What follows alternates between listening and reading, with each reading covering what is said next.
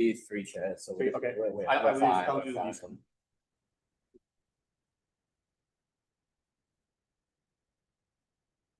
But where is that coming from?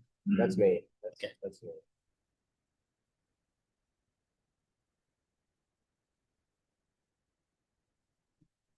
Yeah. But can we maximize? Can you full screen? This is the most I can do. But where's it coming through? This one, not. Wait, yeah. There's no way to get rid of those tabs on the top. Yeah, I was trying. I mean, it can be maybe in the settings of this. F11.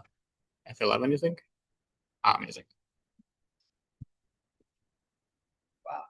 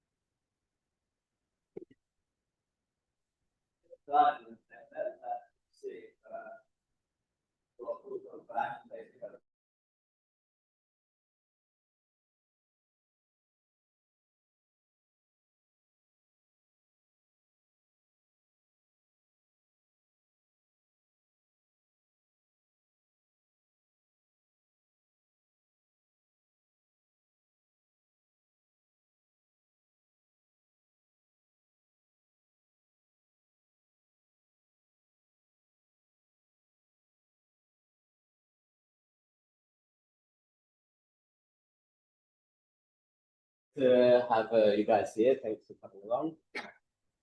Hopefully we pick up a few people as the morning goes on. But otherwise, it's a nice intimate room, and I'm looking forward to this workshop. So exactly, so this workshop is on neuromorphic robotics systems. And so who here is already doing neuromorphic systems or has an event camera? Okay, and who here is some people are just interested in this workshop and trying to learn something new, perhaps. Okay, great. So what is neuromorphic systems? Well, so why do we want to use it for robotics? Well, basically, neuromorphics is inspiration and replication or mimicry of biology for robotics. And why do we want to do this? Well, if you look at animals or insects, they can do amazing things, interacting with the world, navigation, everything with a very low power and a very small computer, which is on board, right? The brain is on board. So this is one of the directions we want to go. Why we would use neuromorphics, copying this, trying to get that. Is there some inspiration from this that we can use to make our robots also small, autonomous, with all the computing on board?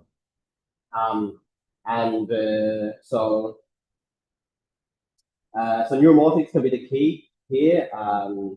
If you take something like the event camera, which is one of the popular sensors we have here, it's sparse output with no redundant data. I'm not going to explain it because I'm sure we'll see it during the speakers today. But the idea here is we've got sparse processing, spike-based processing, which can really reduce the power. For this particular workshop, there's a number of the focus for this workshop, and will be on for robotics, full pipelines, full neuromorphic pipelines, or real-time systems, and especially looking at navigation. So this is the idea for the workshop. Our speakers today, we've got a mix of people. I'll go through, we introduce them as they go rather than now. But we've got a mix of people. We've got 3 in person today with a mix of PhD, postdoc, and professor. And then in the afternoon session, we're going to have 3 online, also mixed from PhD to professor here. So trying to get a broad range of opinions and ideas. The program, where this is coming through okay. Maybe I can zoom in. Okay. Yeah, so the program is, we're going to have 20-minute talks with 5 minutes extra, approximately. We'll have a coffee break just after 10 with a poster session. So we should have 6 posters set up for you here. The coffee break will just be outside. You can grab a coffee, come back and chat to the posters. And then after this, at 11, we're going to go to the online talks and have enough small panel between the in-person talkers and the online members before 12:30, where the workshop finishes.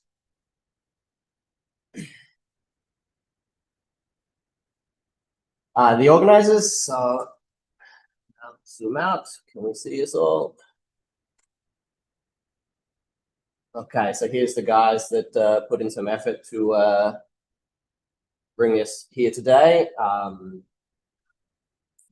Shout out to Amog in the top left there. So he's the one online that you've been hearing speaking. He's done a lot of the work here, all the footwork to get the workshop together, and is behind the scenes in control of all the streaming that we have using the Zoom and a YouTube online link. Everybody else contributed. I'm here with you today. It's a bit harder to get to Australia, so not as many people could actually attend. I managed to get here, and also Michael Milford should show up in the next hour. In addition to us organizers, there's also Gokul. If you have some questions about the organization, he's at the back there, so please feel free to ask him if you need something. And finally, okay, we've gone through. So we've got six contributions from the community, which we're presenting as posters. So that's the introduction to the workshop today. I won't take too much time, and we can get started. The first speaker will be let's see, I'll just share so the share clusters. Questions.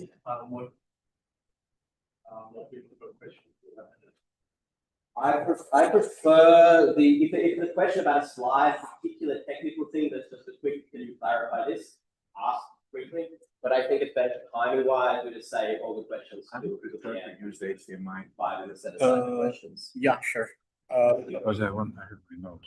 So while that's fine. Cost is setting up, we're in a workshop and intimate environment here, so I'm not going to do plenary style introduction to our speakers. Let's do something short so we know who we're talking. So Costas is head of the Graph lab at the University of Pennsylvania, professor there.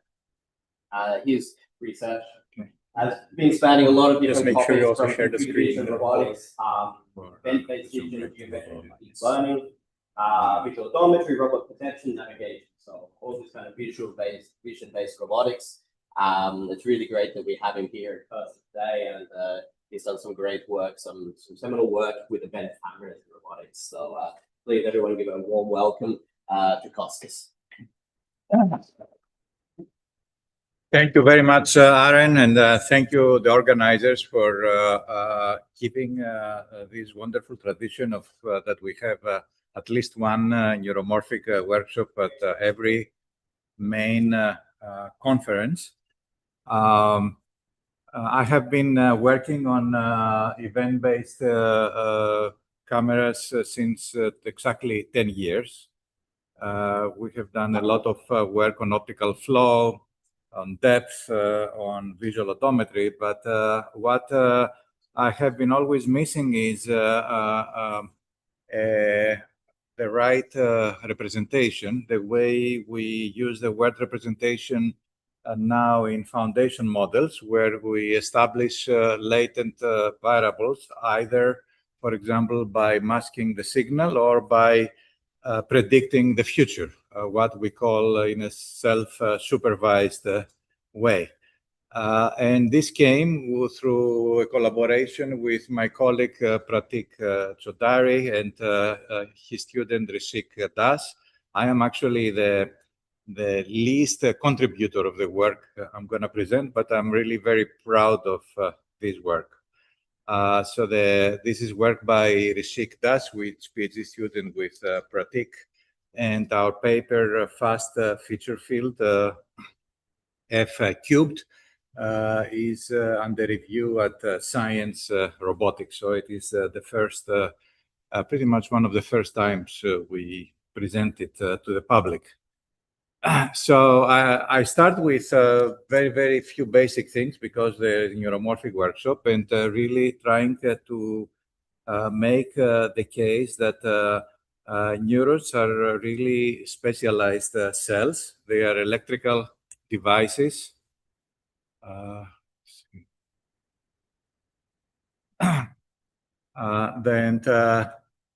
We have about 100 billion neurons and about 100 trillion synapses with about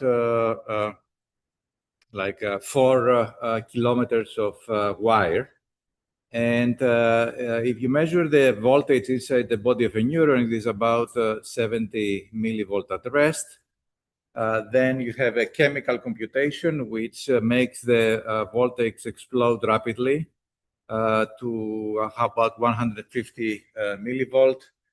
And this is a pure chemical process. And then this electrochemical reaction produces spike. And the most important thing to really realize when you read a book about neurons is that the production of spikes is a quite expensive operation, as well as their communication to the other, farther down the brain. So neurons pretty much fire at about 4 hertz. And they have you have this this sequence of the spike and then the refractory period, the idle time. And the point I want to make here is that communication consumes about 35 times more power than computation. So getting all the spikes, for example, as output from the retina back to the visual cortex requires a lot of energy. That's why these signals have to be extremely sparse. And you're going to see this is from my colleagues Vijay Balasubramanian and Peter Sterling from very earlier work. You have the frequency, really the lower, the higher the frequency of spikes per second is, the lower actually the bits of that are encoded from the original actually input for every spike. So the higher the compression. So what we really need is some to produce a representation that is much more efficient and sparse than the output of what we have right now on event cameras, which is more resembles the types of rods and cones. So event cameras have really pretty much emulated the top of this image on the left, but we need still some computation to really replicate the compression and sparsity that is achieved by ganglion cells and bipolar and amacrine cells, with ganglion cells really being like the ones that send the spikes to the brain through the optical nerve. And so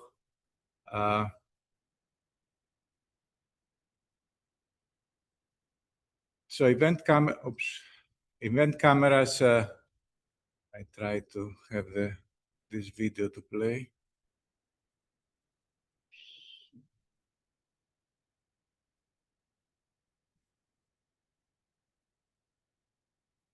All right. This is from our M3D data set. And so event cameras have a quite high dynamic range, similar to the rods and cones. They have, though, much higher temporal resolution.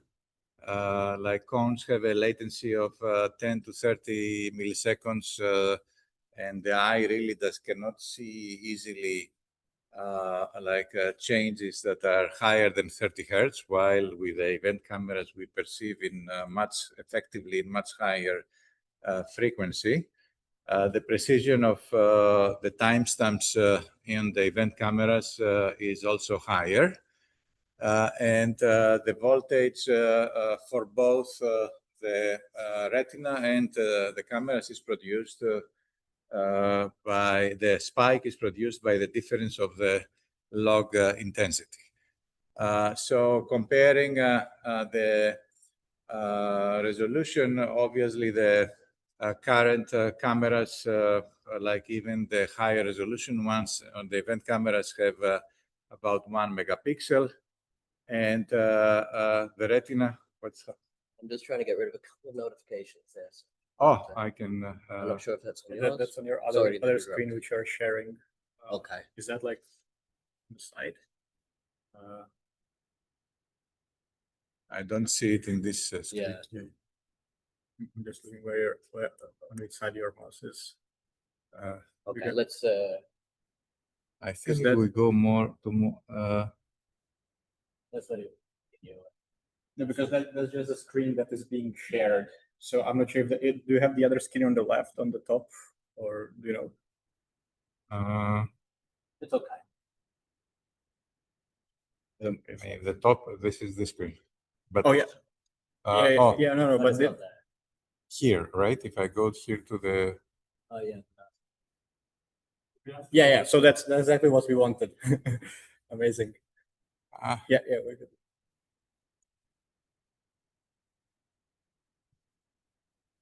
Yeah, I guess.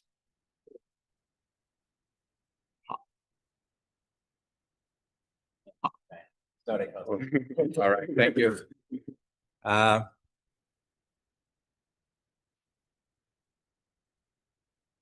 And the eye has effectively about 600 megapixel resolution as opposed to the 1 megapixel we used in these event cameras. And still, though, with the 1 megapixel camera that you see here, we get almost 50 million events per second, which are really impossible to process even with the most efficient processors.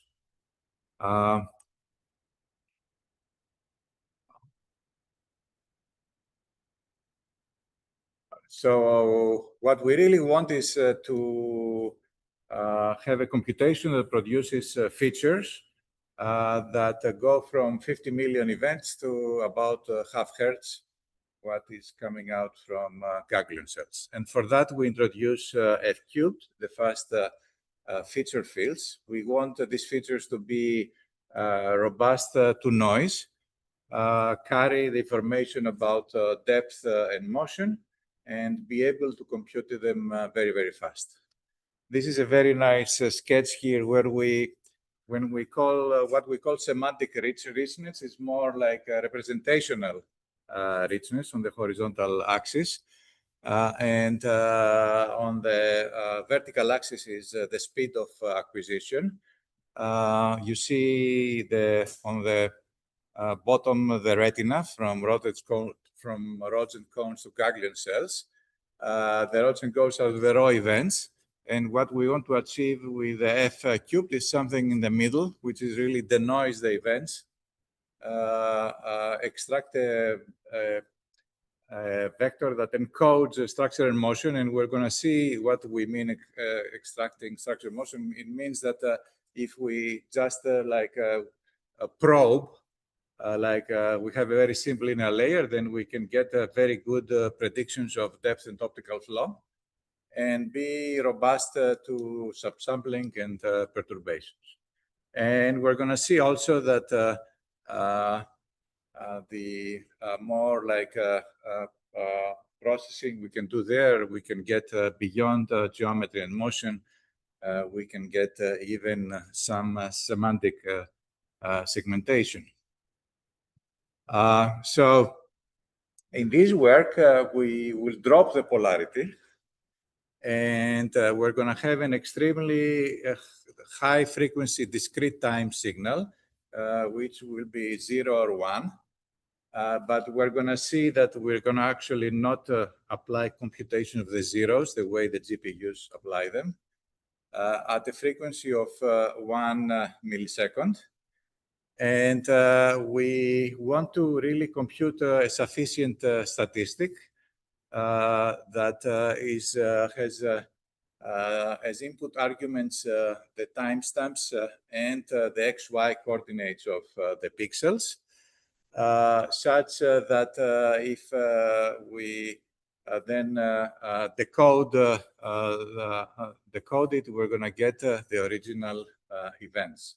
So this is more like similar to David Marr's primal sketch, really something that encodes edges and depth discontinuities, and then also from that you can very easily compute optical flow. So for that we take advantage from the compressed sensing literature and from the Donoho-Johnston wavelets. So where the question is, how can we, if the original signal is sparse, how can we find a basis function that can really approximate the original signal? And this approximation is to the order of a logarithm if we cut all the coefficients that we see there with a threshold like lambda that is a square root of 2 log n, where n is the dimension of the signal. And then to model the dynamics. So B is really like the dictionary of the features that represents the signal. And we assume for a very small time from t minus delta t to t plus delta t, we represent with xi minus like the past and xi plus the future. And with zeta as the dynamic, the plant noise, we assume a linear system, like C plus is equal A C minus.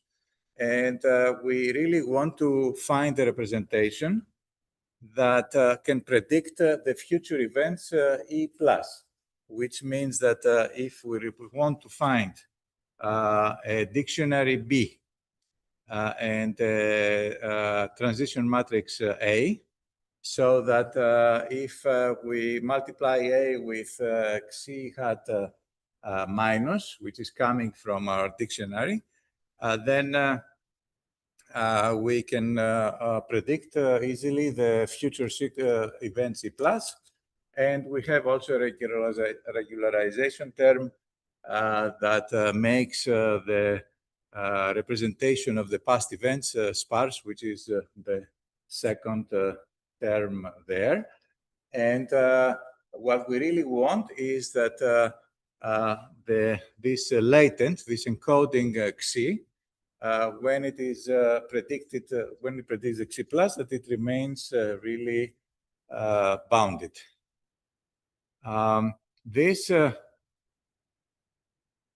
The original thought was really to implement this with in a very naive way with a unit, because this is something that several others have used. We have used it ourselves, for example, to predict optical flow in the original EV flownet.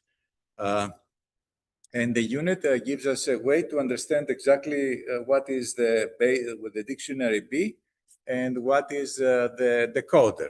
So the left part of the unit is really the projection on the sparse basis, and the decoder A is what predicts the future. So input is the previous events, E minus, and we want to reconstruct the future events, E plus. And indeed, we have implemented this, and we got some actually good results, both for this is how the features look like. This is really in the bottleneck of the unit, and also the corresponding flow from this feature by using only the bottleneck. So we could compute an endpoint error of 7.71 pixels on M3D, running 50 Hertz on a 4090. And the problem with that is obviously that we cannot exploit the empty voxels, because a unit is really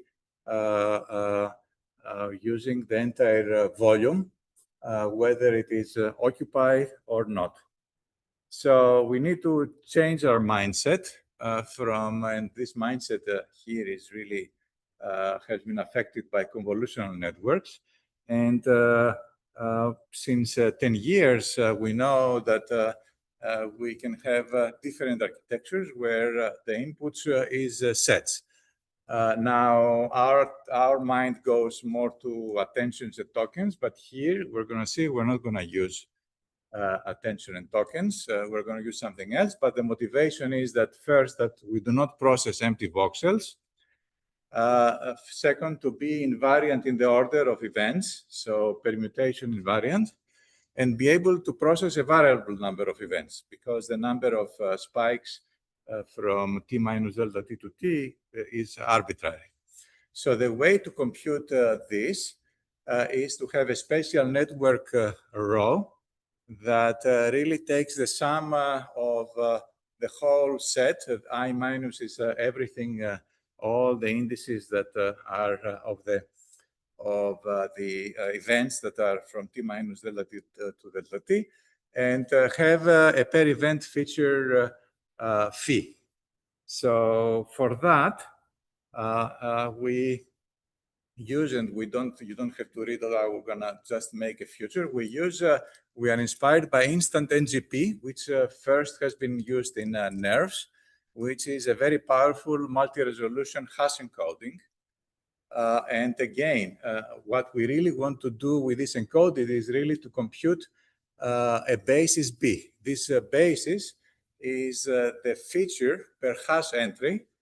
We have 2 features per entry, and we do a trilinear interpolation over like 8 closing vertices in the spatiotemporal volume, and we use 4 resolution levels.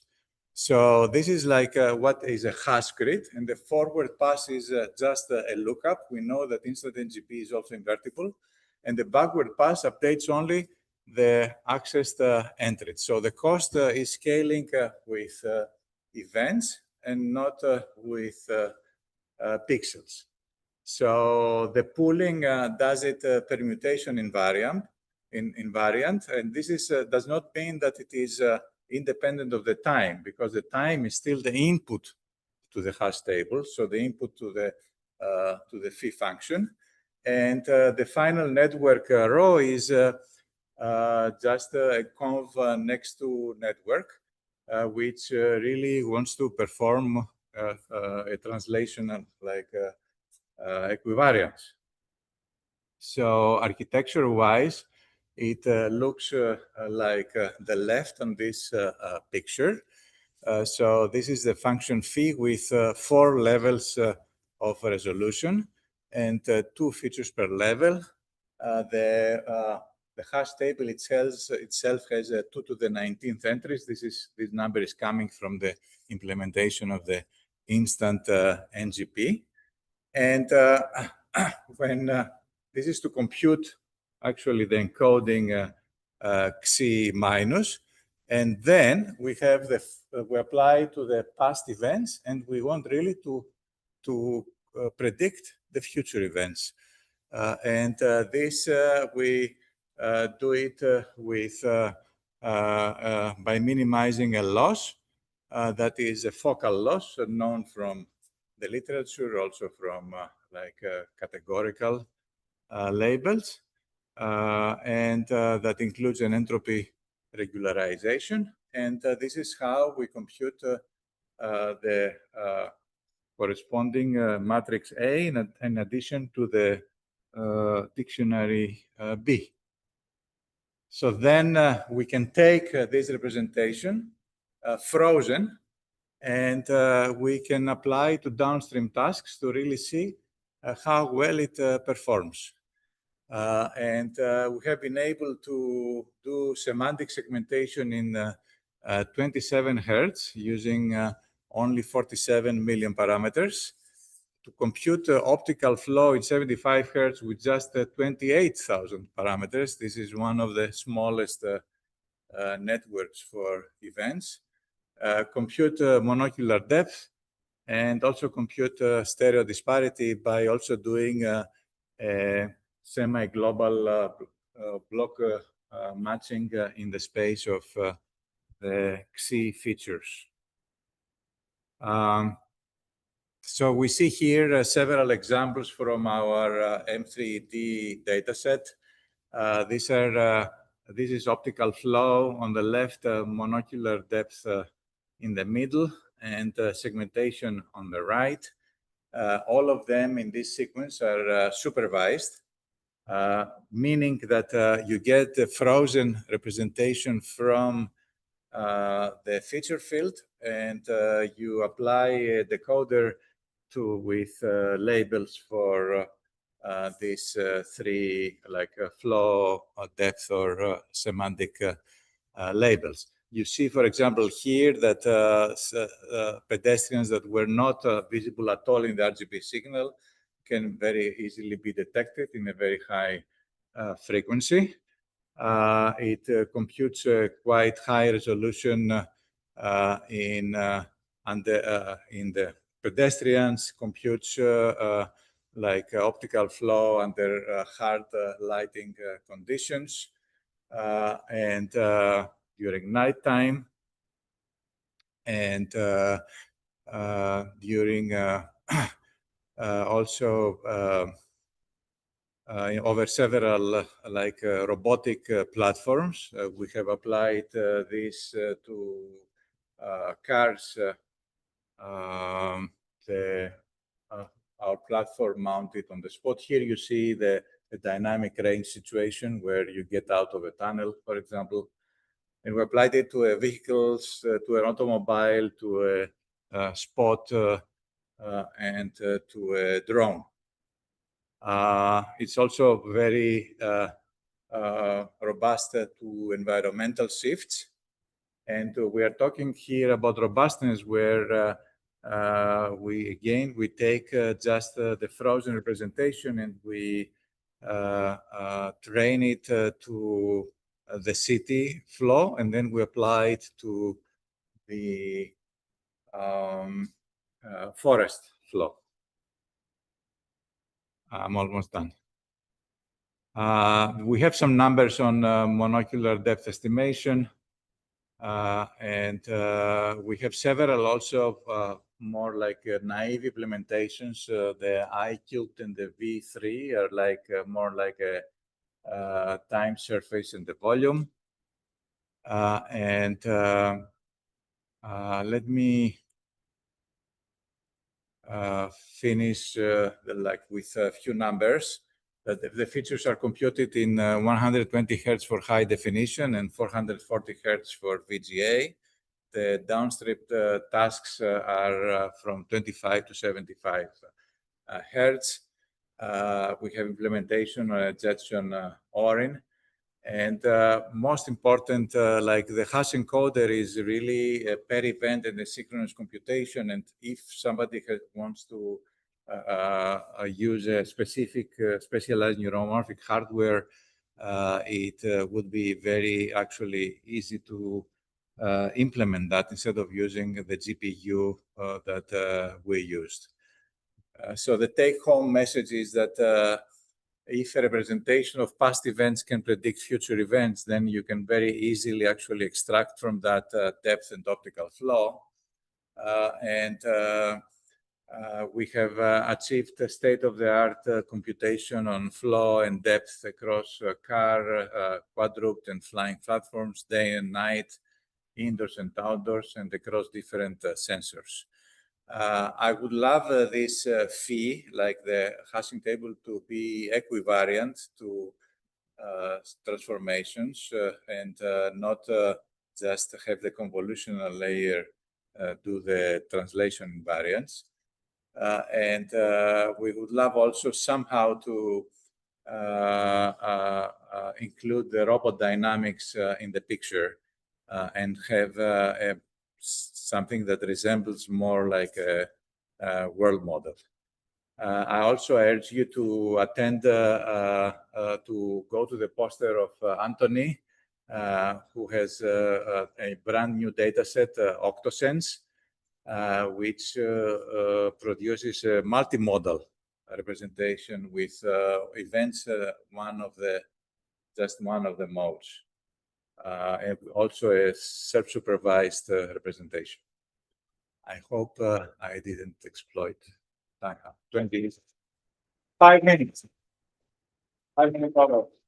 Thanks, Costa. Thank you very much for starting our workshop very strongly for us. So, is there any quick question for Costas today? Yes. Can you expand a little bit more on how robot dynamics progression? So this is more by using a more structured representation there. So when we have the xi plus is equal a times xi minus, here we assume something that more resembles what we call the Koopman operator. If one would put like a Hamiltonian network there, for example, one would achieve a more lower dimensional representation. Here you have to increase the dimension as much as possible to make it linear. It's more the compression. It's not the. It's more the compression. Here is the wrong word. It's more the dimensionality. Okay, in the interest of time, let's save any other questions. Costas, you're going to be around for the morning with the workshop, so grab him during the coffee break. So let's have another. So should I set that up for the speakers, or are we fine like this? To do which? So she's afraid that she won't be heard in the back of the room. To turn up this mic a little bit in the room. Yeah, because it's not at all. I'm not sure. Sure. Because this one for sure, if you remember, this one worked fine. No, Let's not switch around because it will Yes, miss the this works. I'm Yeah, but that works for the online, not for the Turn that room one up here. in the- I can check. I'm okay. Okay, while you're doing this, I'll introduce the next speaker. This is Somaya. Somaya? Yes, yeah. Okay, great. She's did a mechatronic engineering and she's a postdoc at QUT in Brisbane, Australia, supervised by Michael Goodman and Tobias Fisher. So she's into neuromorphic engineering, for visual play. You're also sharing the slides in the. So Yes, yeah. let's give a round of applause. Thank you. Great. Hi, everyone. I'm Sumaya, and thanks so much for inviting me here. I'm honored to be speaking about our spiking neural networks for visual place recognition. So this is a collection of works that we did during my PhD and now continuing on as a postdoc as well. So the idea in robotics that we would like to have robots that can run autonomously for a long amount of time, whether it be a robot delivering food or monitoring an area or underwater or in the forest. We want these robots to be able to operate efficiently for a long amount of time. And one thing to get inspired from is that ants, even though they are like less than a centimeter long, they can travel hundreds of meters and still are able to find their way back. And can we use this idea to help robots navigate large amount of distances? For example, this is very important, for example, for rovers that are traveling, that would like to travel kilometers away on every mission so that they can explore further. So the idea behind our work is visual place recognition. So visual place recognition is that given a robot has visited an environment once and it has collected a data set of reference images. And these are the ones on the right. And the next time the robot visits those places again, it's called the test time, inference time, or the query images. And the difficulty in this task is that the same place can look really different the second time you visit it because of day and night changes or seasons or weather. So that's the task that we're considering. And VPR plays an important role in robotic navigation because you can use place recognition to power robots, drones, and autonomous vehicles. It gives you precise locations as opposed to GPS. It is also complementary to other sensors that help with localization and navigation, like GPS. And it can adapt to changes in the scene, like visual changes in the scene. And you can also use VPR to localize within a large environment and as well as within an indoor environment.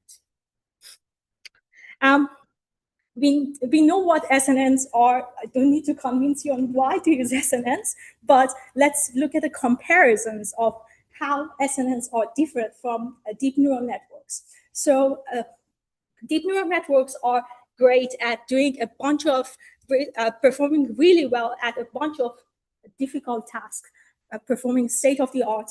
But the difficulty is that they need a lot of energy to do that. Whereas in spiking neural networks, what they can do is that they can receive only changes in the scene or only events, signals as they come in asynchronously. And a neuron, a spiking neuron, can be modeled using the internal voltage of a neuron, which means that if it receives a number of spikes or events at a short amount of time, it will only then send an output signal. Whereas in deep neural networks, we would have we would be computing for everything that is being fed in as input. For example, if you look at two images and there are not many changes in that two images, you'll still be computing every pixel in those two images. So for this presentation, I'm just going to brush through some of the works that we've done, which are complementary to one another, so build on top of one another, and plus a sneak peek of our current work in progress. So the first work that we looked at was spiking neural networks for place recognition. It was a 3-layer network that we adapted from Dylan-Cook model, which was used for digit recognition. And what we tried to do was we tried to feed an image, pre-process it to a smaller size, much smaller size, and pass it through the network and read the outputs from the excited reports. So we modeled the neurons are modeled using the leak integrate and fire, which was the model I described previously, and the learning is done using an unsupervised learning called spike type dependent plasticity. Just pressing next.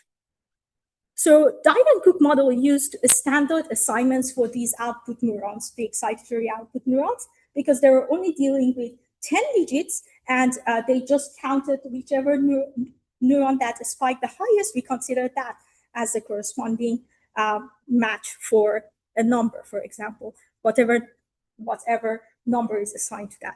But for our task, we considered 100 places, and we considered every different image, even though there are a fixed number of distance away, few meters, for example. We considered every image a different class. So we were dealing with 100 more number of classes, and we only had one sample, for example, because we usually have one reference set, and we tested on a query. So what we did was that we considered the activity of these neurons during training, and we downweight or upweighted them at test time. So this is how we performs. Our method in red performs considerably better than the standard assignments, where we only consider the highest neuron activity. And comparison to the existing VPR, conventional VPR methods, we are doing very similar. All right. But the trouble we had after this paper was that we needed to scale this up to learn more number of places, from 100 places to more than 2,500 places. And it wasn't easy to just scale up the network, because it wasn't feasible to train the network for long for many epochs. So what we decided to do was to take a modular approach. So we took the same network that we had, and we assigned, for example, a small region of the environment, a small number of places, and we used that to feed one network. And then we created multiple networks throughout the entire environment. And we assigned neurons based on the highest activity this time.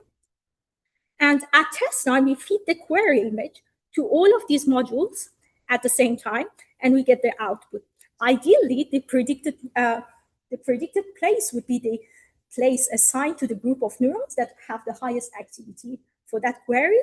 But we found that it wasn't so easy, because there were some neurons that were active for many places. So after training, we identified them and we removed them before test time. And in comparison to our network, which we couldn't train for many epochs, we were doing much better. In comparison to conventional VPR methods, it was performing similarly. And as we increased the number of neurons corresponding to more number of places to learn, our ensemble method was able to have a faster inference time compared to the our modular method was faster than our non-modular method. All right. So for our third work on top, what we wanted to do was we wanted to improve the robustness of the method as well as the scalability of the method further. So what we started with was that we started with the same modules. Now this time we shuffled the images in these modules, because as we know from deep learning context is that if the classes are more different, then learning is easier, right? Learning gets better.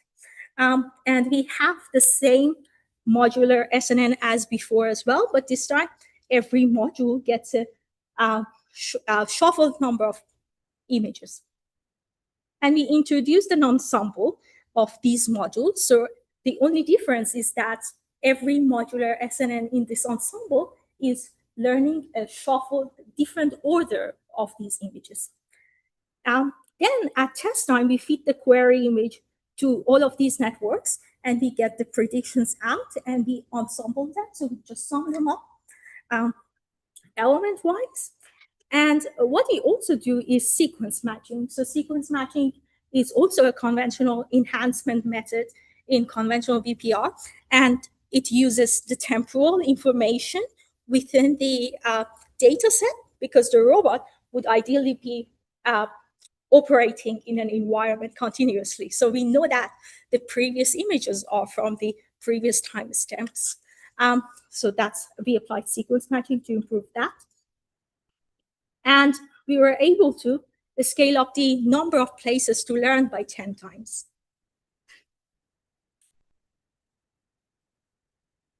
So we performed an ablation study. When we scale up that single module, we couldn't train it long enough, so it wasn't able to perform at all. When we applied modular, we see that it has an improvement. Adding the other enhancement techniques individually improves performance as well. And when we fuse all of them together, we get most amount of improvement in recall at one, which is how many query images can we correctly identify. We also deployed it on a robot as well. And this is how it performed. It performed reasonably well in our lab with only 100 meter path. And the failures would happen mainly in areas where there are highly aliasing places. So two geographically distant places look very similar. So for our current work in progress, we wanted to explore how fast can we do place recognition using conventional hardware, but using event-based data and spiking neural networks.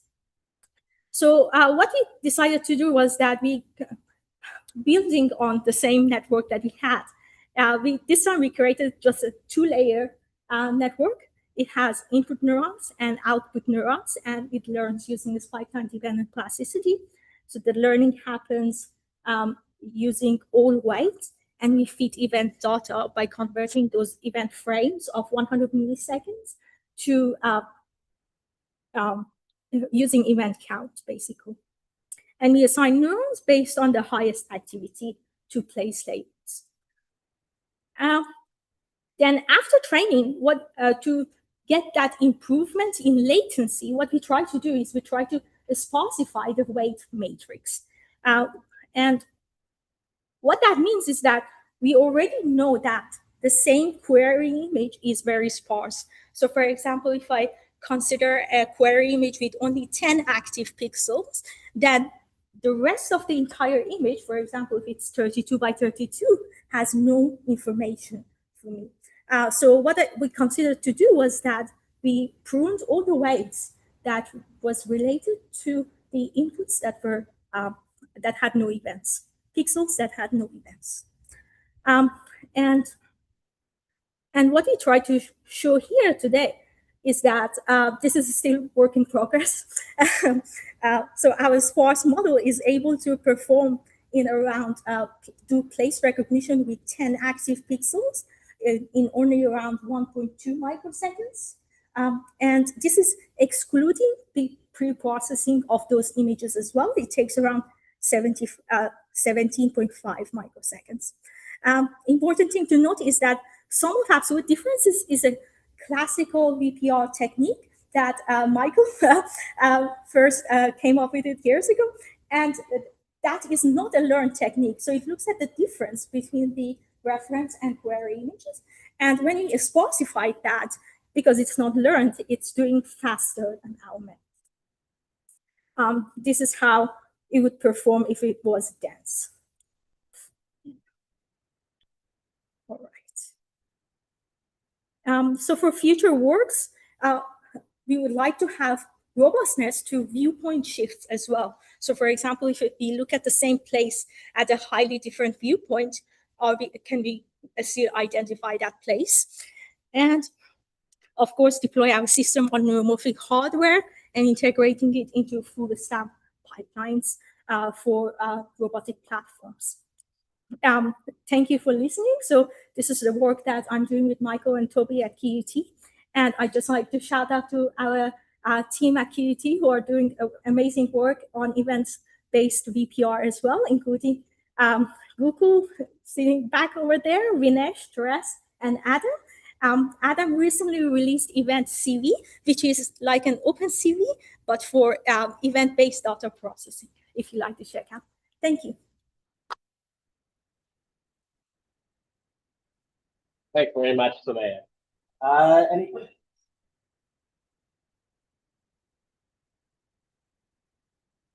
I have a quick question then.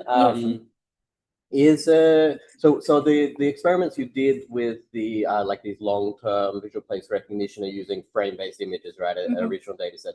How did you convert the frames to events in this case? We used rate coding, which is not very efficient, but that was what the island group was using for digital recognition. And since it was my first time using spiking neural networks, then we decided to stick with what we already was working. The rate of any pixel is proportional to the intensity. Yes. Of the yeah. image. Okay. Yeah. Have you started looking at doing this kind of work also with an event camera?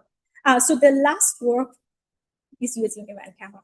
Did you notice a difference? Because I guess the encoding you're going to get with an event camera is depending on the motion and the change in light compared to the rate that's proportional to the absolute intensity. Do you find there's a difference in the input data you're getting there?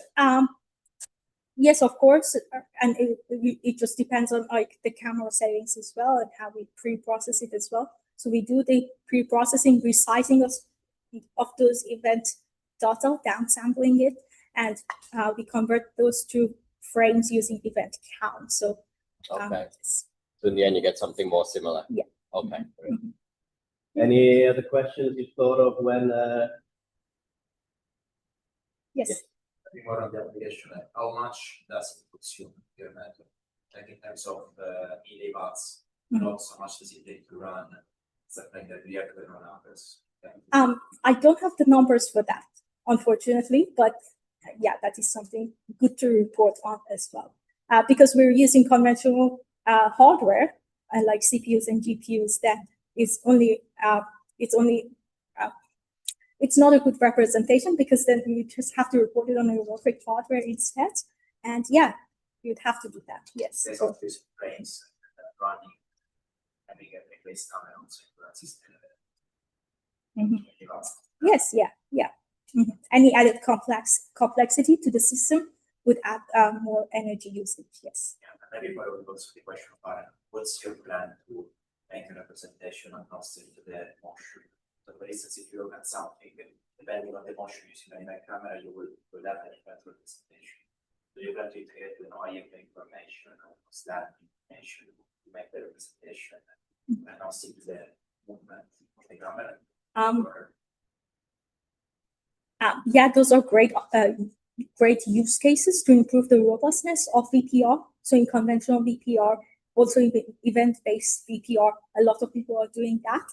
So yeah, in cases where it is impossible to only use an event camera to find a place, then using other sensors would actually be helpful. Yes. Okay, let's give another round of applause. You ready?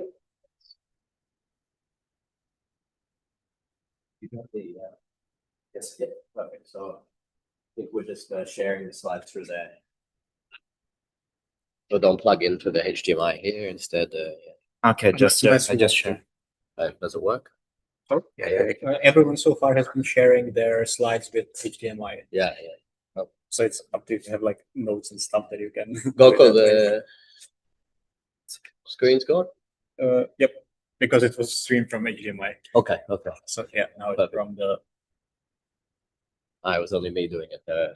Yep. Perfect. Okay, so the next speaker is Roberto. He is at Zurich, EPFL, and University of Zurich and the TH Zurich. With the robotic perception group, with Davide Scaramuzza. We're originally going to have Davide here to give it.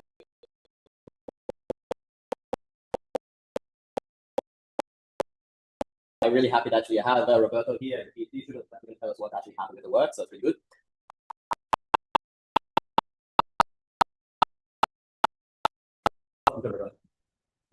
So yeah, I'm a PhD, so I'm Roberto, PhD student with Davide. So today I'm gonna give an overview of what we did with event cameras and how can we achieve low latency in robotics using event cameras. So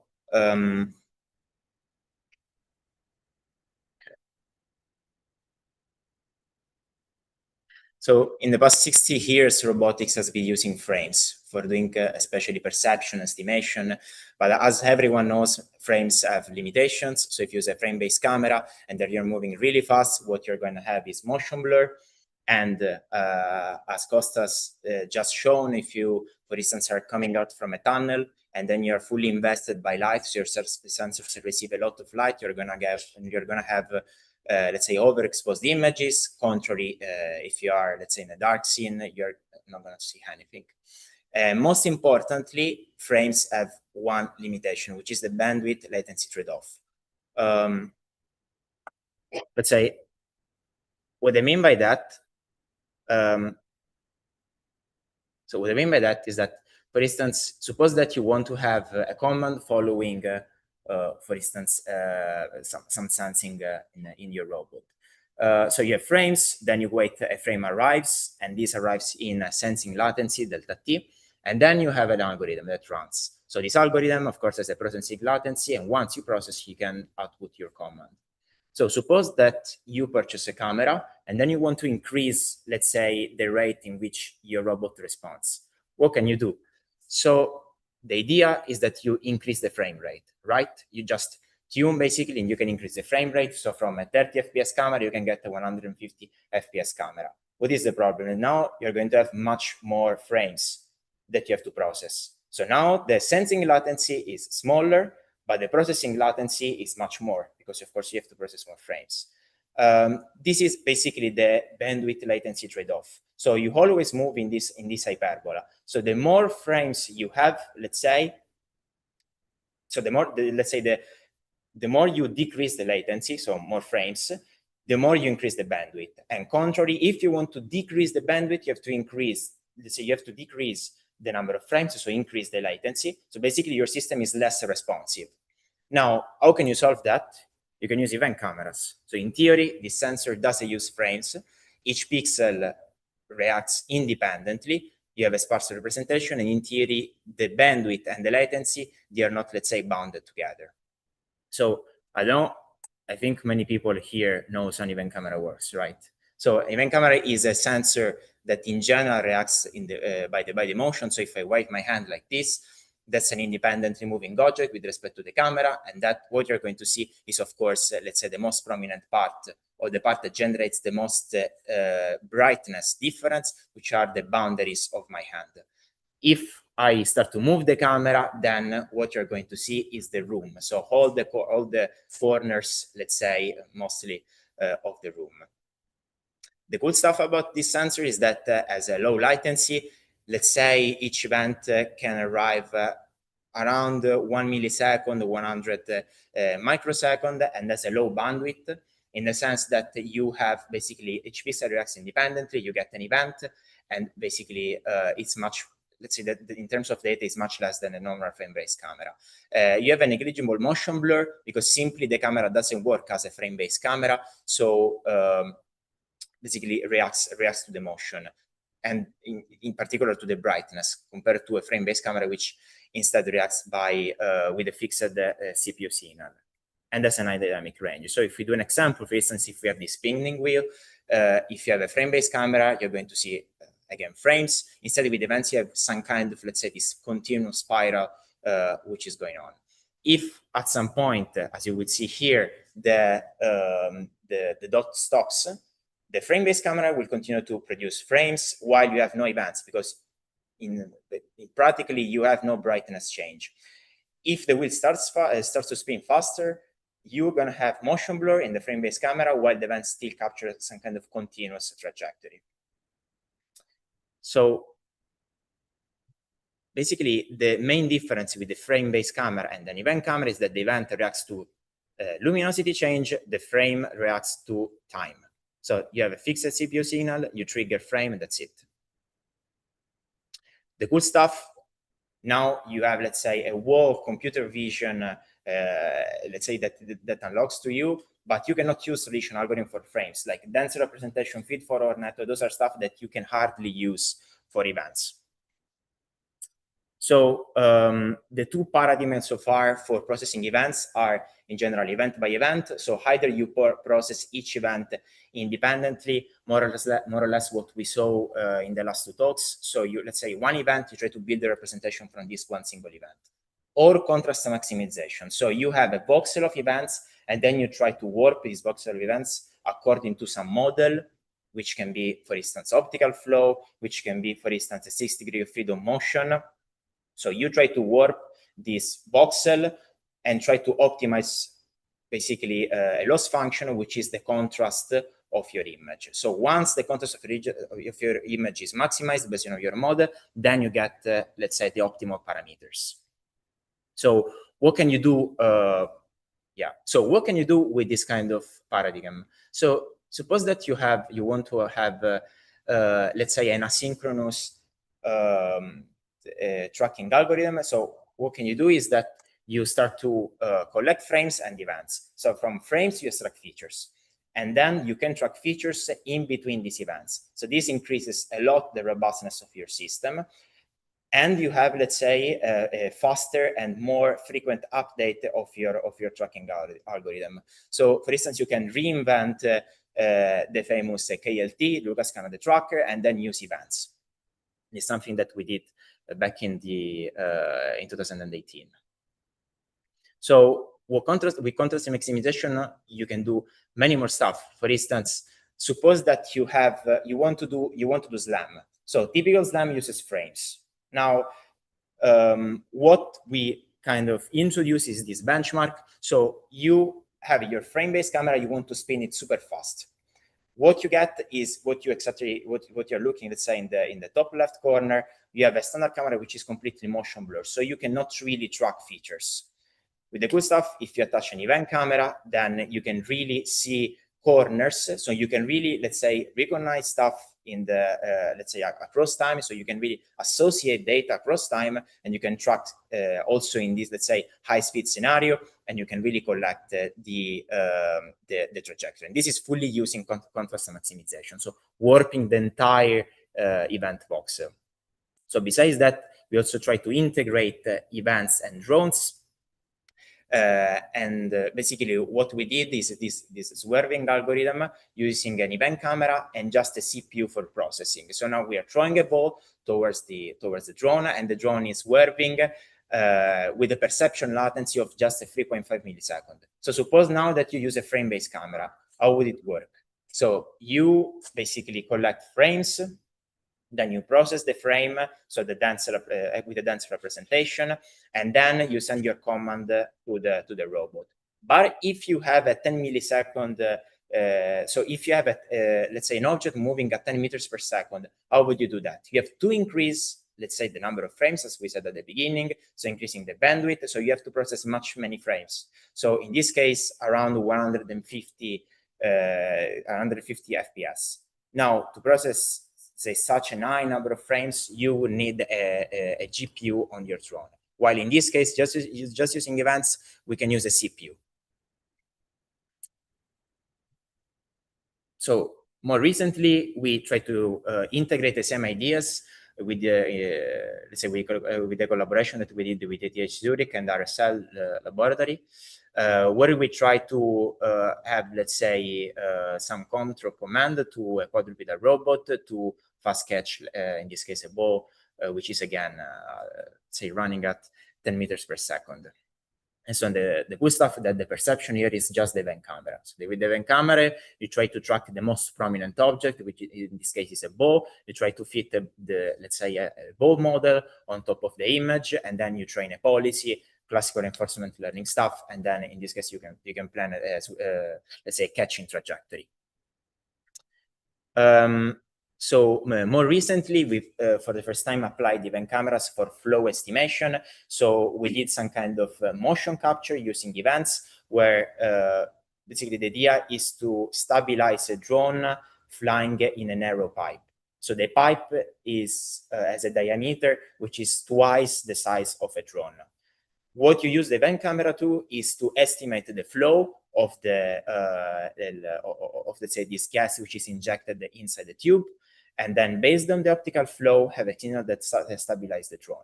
And this way we can really, let's say, fly in these narrow pipes. And this was the TRO for this year. So the one cool application of event cameras is tactile sensing.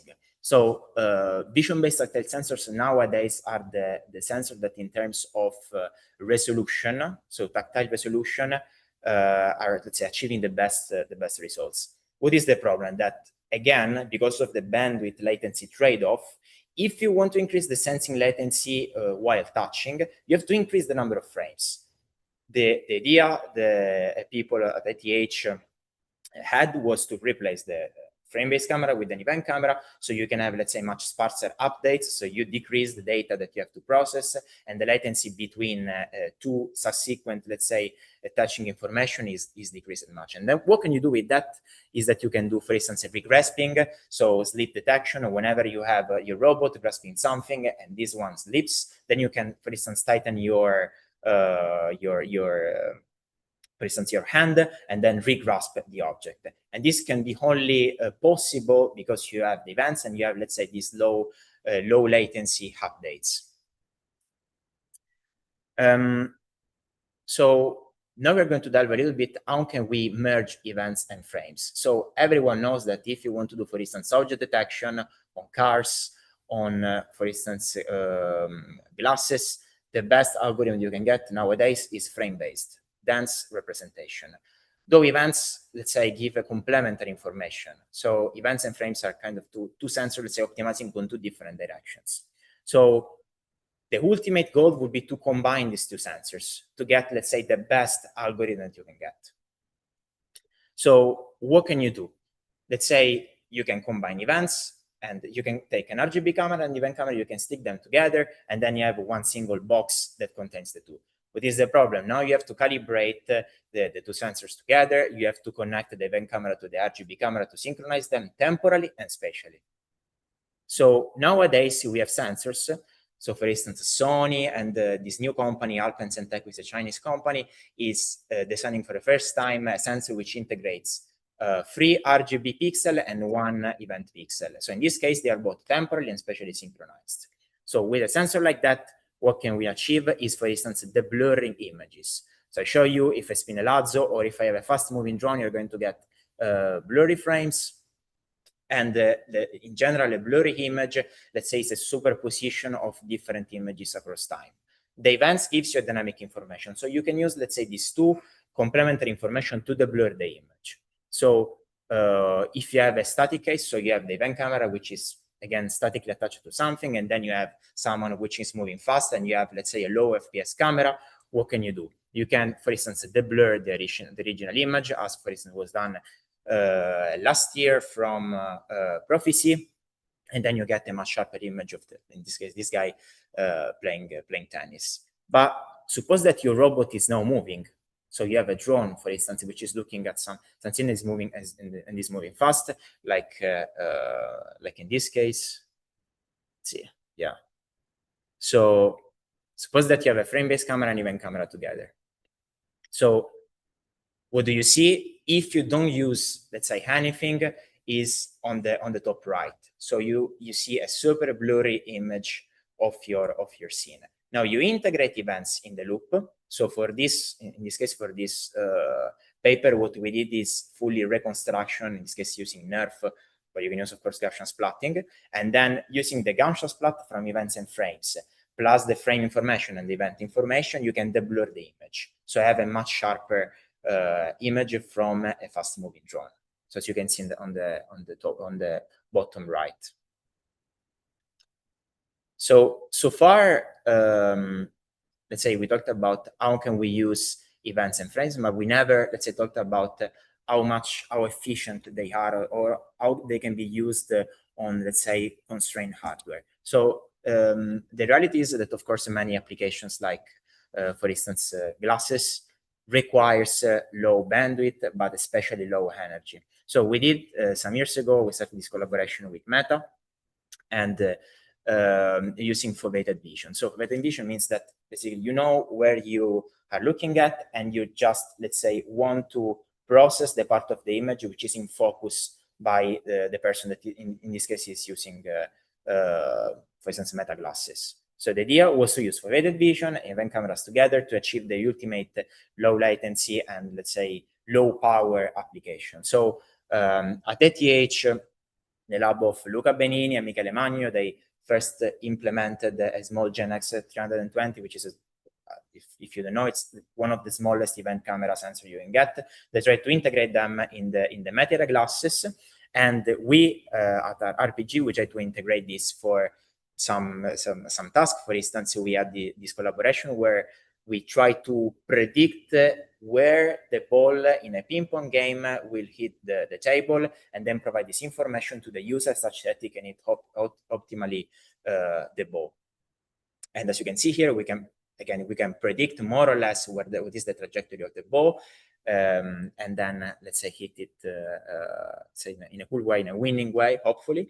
How does it work is that we have the gaze information and we focus on the part of the scene which is looked by the ping pong player. So in this case, it's usually the ball. So once you constrain the attention kind of in that part of the scene, you try to fit, let's say, you try to compensate the motion to have a sharp scene, as we saw at the beginning with contrast maximization. It's basically the same idea. Then you try to do a circle fitting because the ball is more or less a circle, and then you try to track this circle across, let's say, different, let's say, across time. And this way you can predict where the ball will go. So now, event cameras, for instance, I don't know if you heard the news, but they were firstly introduced in these new BYD cars. So why would you use event cameras for autonomous driving? For advancing, let's say, advanced driver assistance systems. So one of the strongest of this system is the Tesla vision system that is now running on, let's say, cars. If you purchase them, they're going to have this kind of assistance.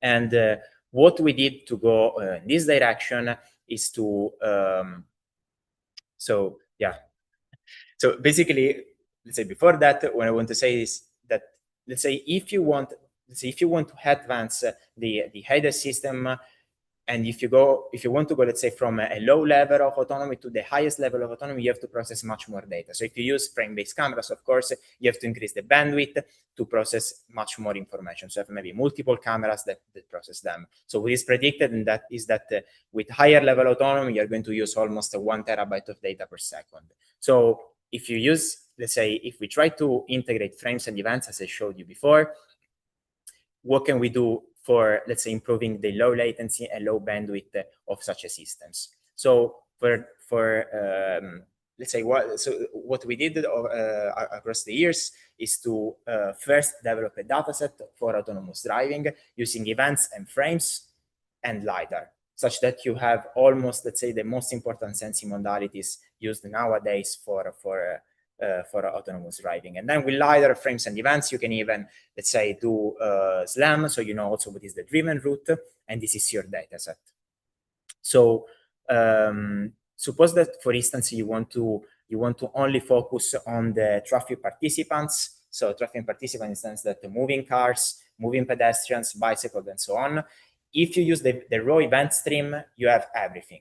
So if the camera is moving, so the car is moving, you get the background, and then you get also the moving objects. So the idea is to segment them, so differentiate between the two. This is a classical problem in event-based vision when you want to differentiate which part of the scene is moving independently, which part is triggered by the ego motion.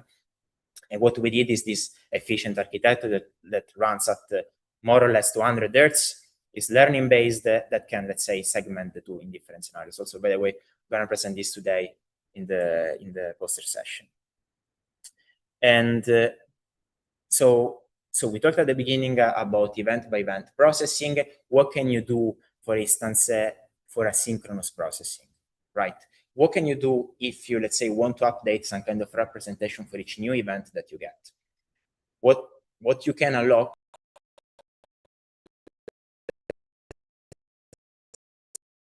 latency object detection, or for instance, a low latency or low bandwidth event representation update.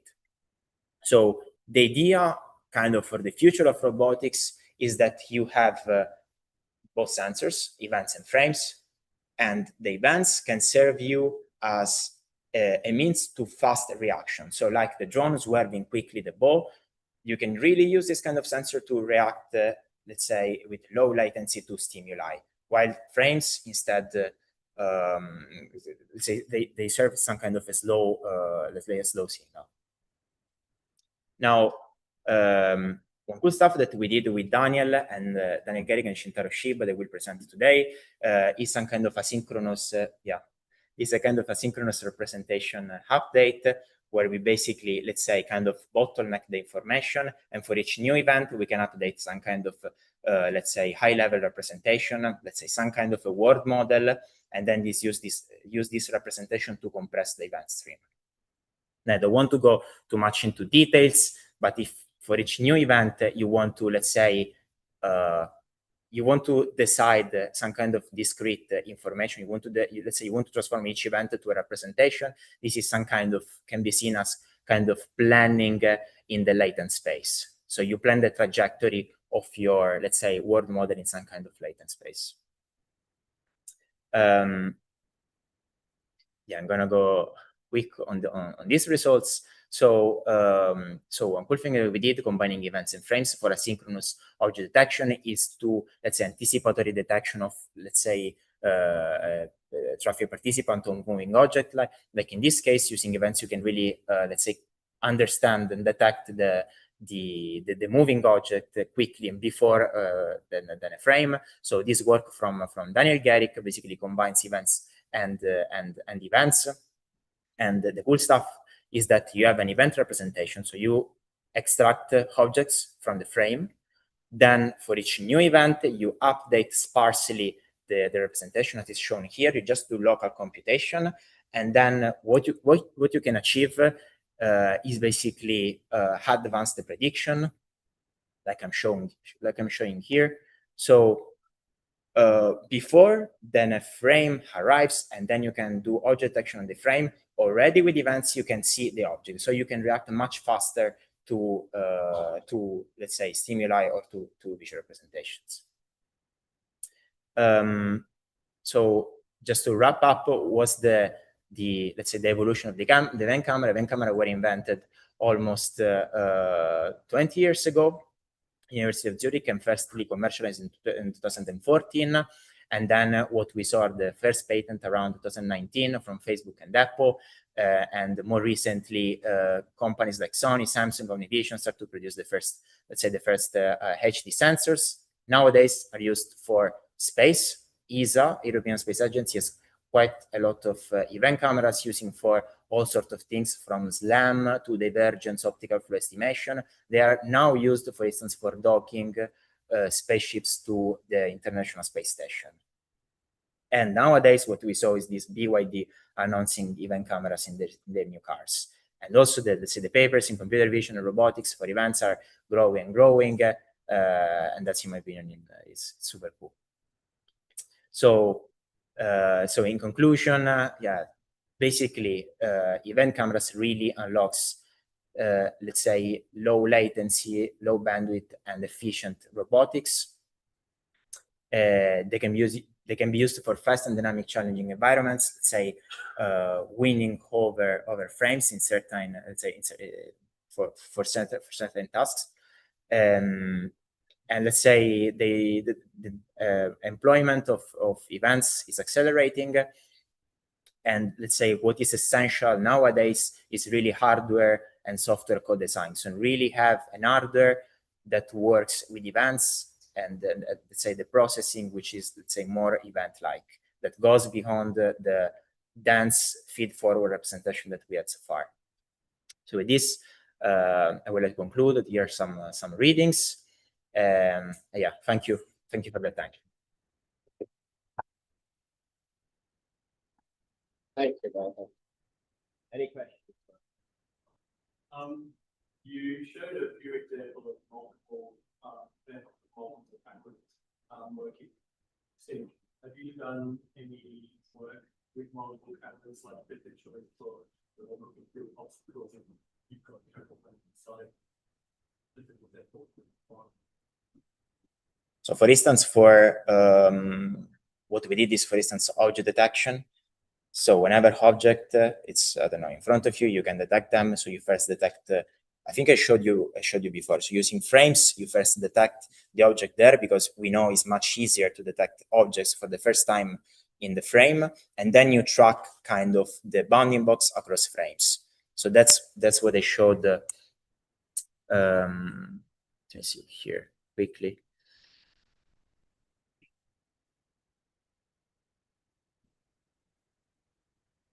Yeah, that's what I showed here. So in this case, you can really detect the object using both frames, so frames and events, and then you can detect it quickly, much quicker than frames. For instance, for dynamic objects, I showed you the work of dynamic swerving of drones reacting to, let's say, this quick ball approaching the drone. This, for instance, one of the applications. This was pure event based, by the way. Was not, let's say, any fusion based architecture. Or we did some work using SLAM, so using events and frames for SLAM to improve the generalization and also the robustness of the system. To event cameras. We did many years ago, for instance, for 3D reconstruction, but nowadays not so much. Last question. Oh, okay. Go on. I'm gonna go quick. Potentially impossible question, right? So do you think Yeah. the gap between event camera sensing and event camera specific backends and conventional camera sensing and conventional camera backends, do you think that gap is larger or smaller than it was, say, 10 or 15 years ago? Let's say more practically, I think industry doesn't cares a lot about frames because they are cheap, and let's say the research is 60 years old. For events, I mean, I don't know, it's basically 20 years old, and I think the gap. I don't know if the gap is increasing or not. I think maybe people are realizing that you should use them in conjunction, not just the events, not just the frames. That's probably the future. Costas, final question.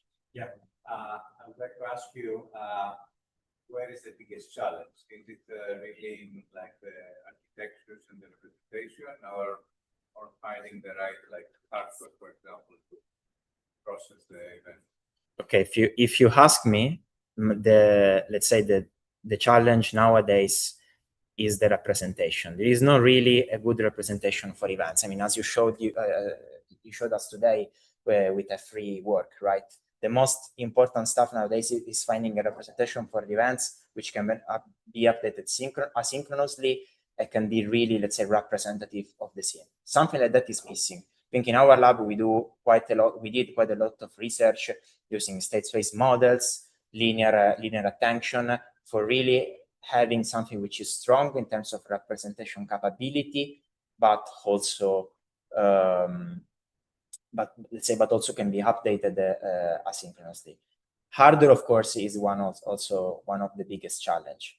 Now there are like SNNs, but still, from let's say in my opinion, SNNs, they don't have let's say they cannot achieve the same that feed forward networks, the classical ANNs can achieve. Maybe. So if you ask me, let's say the most important is representation and the hardware. Okay, thank you very much. Thank you both again. Thank you. We're cutting into our coffee break time now. So yeah, so there's coffee, there's a break outside. We've also got the poster session during this. We've got 4 posters. If you come in a little bit later for poster, I think we'll listen to come to me and set you up here. So grab a coffee, come back into the room and chat to the guys with the poster. Roberto also had a poster about his work here. So let's start again at 5:11. Okay, the coffee break should be finished at 11. So thanks.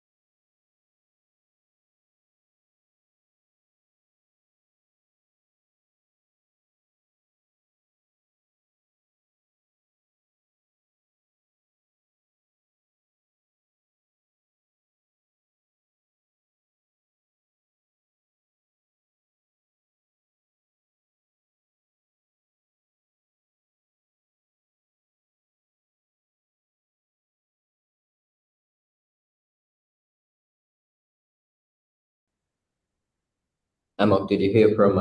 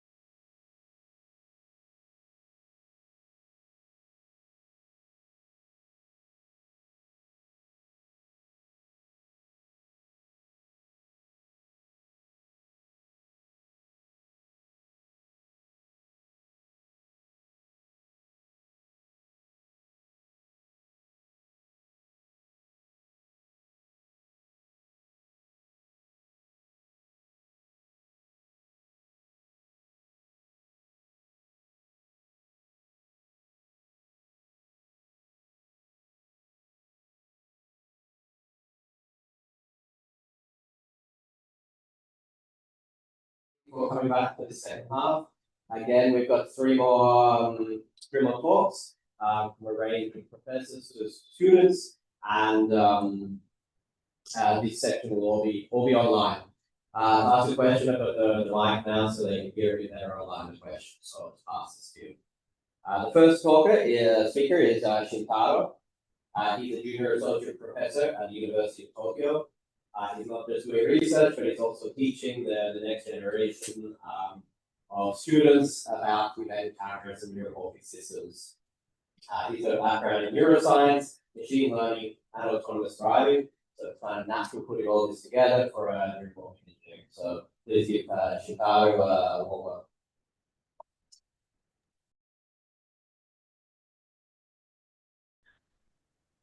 Okay, wait, let me check something. Okay, yeah, thank you for the introduction, and also thank you for inviting me. I'm sorry that I cannot join in person because I have some lectures this week. So today's talk is about unlocking the potential of high temporal resolution towards motion and 3D understanding. So as Aaron introduced, I just moved to the University of Tokyo from this April. Previously, I was working. Yeah, so let's get it started. So a little bit like a high level, but my perspective on event-based vision research is always this like a diagram like this one, this Venn diagram. So what is this diagram? This region A, this area A is always the killer application. And as someone who is working on event cameras, then you are probably familiar with this question from your friends or your other researchers. So what is killer application of event cameras? The meaning of this killer application is actually the market size and the number of markets. But actually, I have seen, and I'm more or less convinced, is that existing research on applications actually demonstrate like niche domains. So most likely, these people who ask this question don't know actually how many application papers using event cameras are published, for example, last year. So if you check the actual list of research papers, then you can find enormous application papers. But of course, this is like the matter of market size. So each domain is not large, but actually it's like obvious to have clear advantages. And things that I was working last year was optical communication, like using LED modulated LEDs to send some signal, which I don't talk today. But this is one example. And today's talk is more about this area B. This is more like a basic computer vision and machine learning research. And actually, I find this also really interesting. The question here is like how many and how well can we solve like normal CV tasks? So today's topic, I briefly talk about two researches. The first one is optical flow estimation from events. This is more like a little bit old one now. And the second one is last year's our work on denoising and motion estimation. But these two are brief introduction. And the main part of my talk is for this 3D reconstruction, which is we just presented last month at CVPR. The first question to think about is motion estimation actually solved in frames? So if you go to CVML conferences and you see a bunch of fancy videos or fancy demos. So I was just using Hugging Face demo place and pick up this one of the state-of-the-art optical flow method, MEMFOS. This is frame-based optical flow method, ICCV 2025 file highlight. And I just randomly threw some videos from YouTube and checked the optical flow estimation accuracy. So this is obviously very bad. This is another example video from Figure, the robotic company. This is also really not good. And this is state-of-the-art videos of the football. So actually, they're not as good. I mean, like there are many factors that causes this like best accuracy and non-best accuracy. And of course, that's why frame-based optical flow, frame-based motion estimation researches are still in the topic of CV conferences. But a couple of things that I have been working on, I found really interesting is actually this high temporal resolution of event cameras enables better motion estimation. Well, potentially, we haven't proved anything yet. But one brief summary or introduction of our previous work is this event-based optical flow. And this is basically, we proposed a method to how to leverage the fine-grained temporal resolution. And along the way, one thing that we proposed is we warp the event at any reference time. Like this warp frame is kind of treated as a very continuous time characteristic. As a result, using the contrast maximization framework, we were able to estimate like very like a continuous time flow, and also we can recover the sharp edges at almost any timestamps at the given input event data. Another thing that we propose in this work is that space-time flow. So this is like given the input events like this one, and then traditional optical flow is parameterized with the space, just the space coordinates. So just a function of x here. I mean, like a v optical flow, and x is just a parameter of the space, not time. So as a result, the warp or the estimated flow is kind of insufficient. And if we could extend this parameterization to space-time flow, and I think after this ECCV work or similar timings, there have been several works, both in events and also frame-based optical flow, that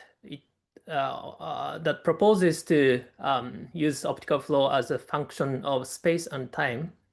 So basically, we extended this space, like traditional flow, into time parameterized flow as well to better handle the occlusions.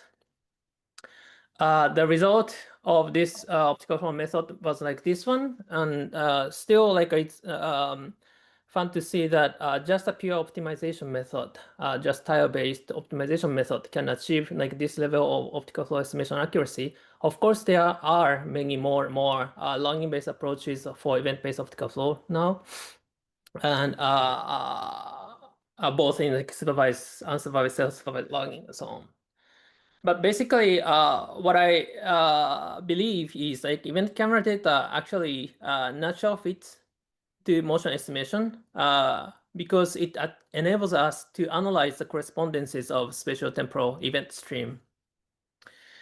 Another quick overview of our latest paper, this denoising method, is basically simultaneous estimation of motion and noise.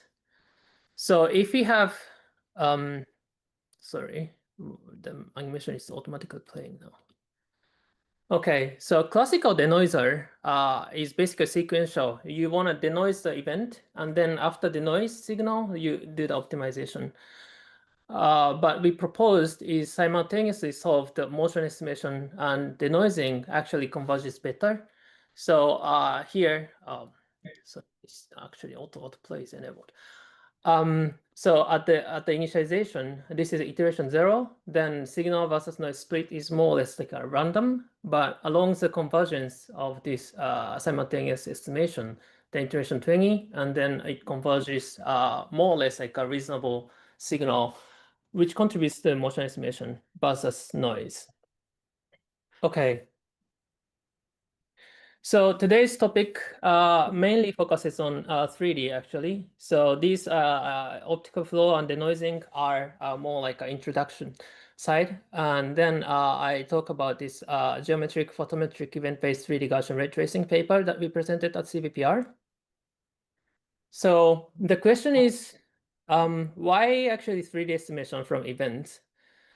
And this is because obviously structure is from motion. So in the classical settings, multi-view geometry is like this one. So you have multiple frames, and then you solve the correspondences between frames, like between pixels, to recover the object by triangulation. But for event camera case, because it gives you so high temporal resolution, like a microsecond, 10 microsecond level, the problem becomes like a quasi continuous. It's not like of course, mathematically accurate continuous, but it's really like a quasi continuous view geometry from events. And that's why, and as I showed, event-based motion estimation is more or less also like leveraging this high temporal resolution. So that's why I think leveraging the high temporal resolution for 3D reconstruction is also a key direction for event-based vision.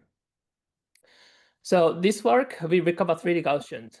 Probably I don't need like a detailed explanation of 3D Gaussians, but basically the idea of 3D Gaussians is we represent 3D spaces as a set of Gaussians. So this is the actual like a Gaussian rendered scenes, but behind the scene, the Gaussian could be distributed like this one. And we basically render the Gaussians, and especially each Gaussian has the opacity and color and position parameters. So we can render the camera view by going through all the Gaussians that each ray passes. So of course, the Gaussian recovery, Gaussian reconstruction from events is not via the first method, but like prior works exist. So prior works basically can be classified into two strategies. The first one is event by event rendering. So imagine that this is the Gaussian represented scene, and you have this camera trajectory. And then this is naive way, more or less naive way to do the reconstruction. But basically, if you move the camera, then you observe events, and this is your prediction. And then you calculate the loss event by event. The problem here is because events are sensitive to noise, so it provides like a noisy output. And also, most of these method is NAF based because you need the ray tracing. So this training time is actually slow. The other way of doing it, the second category of the prior work is rendering two frames, so to speak. Similarly, we have the Gaussian and camera, and we observe events, but we render two intensities at the first and the end. And then after that, we take the delta between the first timestamp and the last timestamp for each rendering. Then we get the difference image. This is our prediction. At the same time, we accumulate the observed events, and then we get some sort of delta image. This is our observation, and we can calculate loss. The problem of this method is the temporal window trade-off. So if the temporal window is very long, then you get like a very blurry observation. And also you get neutralization. Basically, this is canceling the negative and positive polarities. But if you choose this temporal window very short, then you end up like a lack of detail, and you cannot get the global structures well. Also, like shorter the window, then you have to render so many images in the end. So the training time gets longer and longer. So how do we solve it? Our key idea is we render the intensity only once and calculate the loss. How do we do? This is observed event, and we render the intensity in the middle timestamp just once.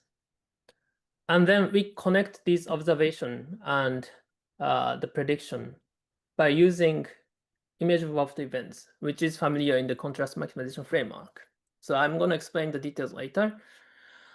So to do this, our proposal method is basically to decompose the rendering into geometric and photometric branches from 3D Gaussians.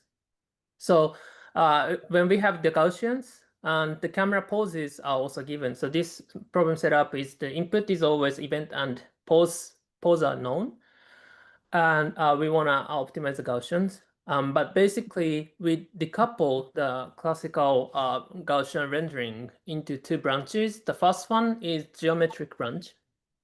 Basically, the idea here is coming from like geometry is from motion. And to leverage motion, then we should stick to the high temporal resolution of event data. So if we have 3D Gaussian and we have observed events, then we can do the depth rendering by ray tracing. So we for each event, we ray trace for this given timestamp and XY coordinates. And then we get the depth by getting the first hit Gaussian, I mean, on average hit Gaussian. So we actually can get the temporally dense, but spatially sparse depth map. This is like event by event depth rendering. And then after that, we can render the event by event optical flow. Basically, this is following the classical motion field equation. But here, the optical flow is still is a function of x and also t. I mean, like in practice, this is like a event by event optical flow. And then we can warp the events into the reference coordinates. This is following the contrast maximization framework. And then at the end of the pipeline, then we can get the contrast loss. So basically, the geometric branch on top is leveraging high temporal resolution, and then render depth, render flow, and then warp events to the reference timestamp to get the sharp edges. And then this is a contrast maximization framework saying that this is like an unsupervised optimization, more or less. And the other branch, photometric branch, is actually the opposite. The opposite here means spatially dense, but temporary just once. Because appearance, photometry is like we should only need one frame. So given the 3D Gaussian, we choose just a middle timestamp, and then we render the intensity and depth. But in this case, not event by event, but this is more like classical frame. And then how do we connect this rendered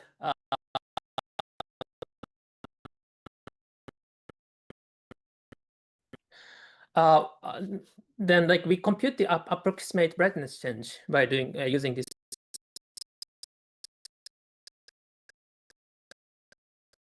intensity and depth. Then we can also compute the flow, and we can also compute the spatial gradient of the intensity. Then we can approximately compute the instantaneous change of intensities, DIDT here. Then finally, we can connect these two branches. So basically, image of after events from the geometric branch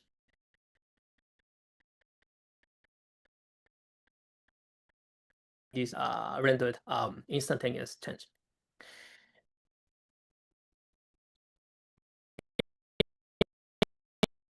And this is like a temporal branch, which focuses on the geometry side, geometry parameters of the Gaussians. And on the bottom, this is a spatial branch, which focuses on like appearance parameters, like a color and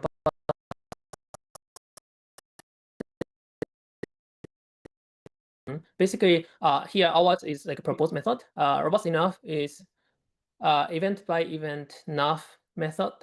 Ink event GS here is rendering 2 frames Gaussian reconstruction method. So as I pointed in the beginning, robust enough is event by event, so it suffers from noise. And ink event GS is rendering 2 frames, so it gets blurry depending on how long you choose the time window. And this is another dataset result. This is color dataset reconstruction result. This is like a simulated color event camera dataset result. A couple of nice things about this proposed method is also we don't need to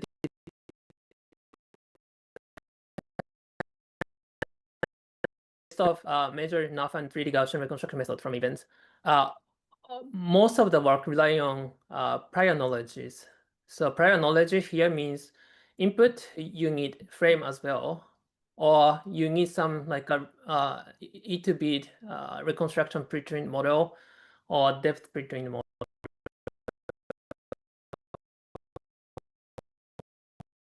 This as a reference, like as I mentioned, like event by event or twice, rendering frame twice or rendering frame once method.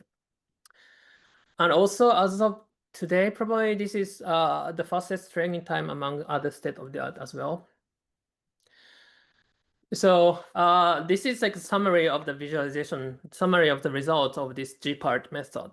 At the end of the day, what is really interesting to me is like we only have input events. Actual input events is like this one. So of course, this is just a change timings, but as a result of Gaussian optimization, then we get sparse depth. This is basically geometry, and sparse flow. This is motion and rendered image, and this is appearance. In everything in 3D. And of course, the ground truth is this one, but like we can estimate and we can recover these 3 visual quantities. All right, so the next slide is the last slide from me. So the key takeaways for today from my presentation is it's really interesting to see that just intensity change timing gives us critical clues for motion estimation and also 3D reconstruction. So, I mean, like people have said that like the spike timing encode information, but like practically how, as an engineering problem, we can utilize it. This was, and also this is still the open question to me. And of course, we are doing like lots of researches on the event representation to exploit this timing information. So to me, this like for CV algorithm side perspective, then it's important to fully leverage the high temporal resolution. And this particular work, G part, shows we convert temporal information to spatial information, like more or less. Next challenges, in my opinion, is actually given this 3D and motion estimation, then I believe that we can actually solve 4D understanding a little bit more than what we have now. And also, of course, the real-time processing is the key for leveraging the event cameras. Last but not least, as I started a new position, we are actually hiring FPGA ASIC professionals. So if you are interested, or if you know someone who might be interested, please let me know. Thank you very much.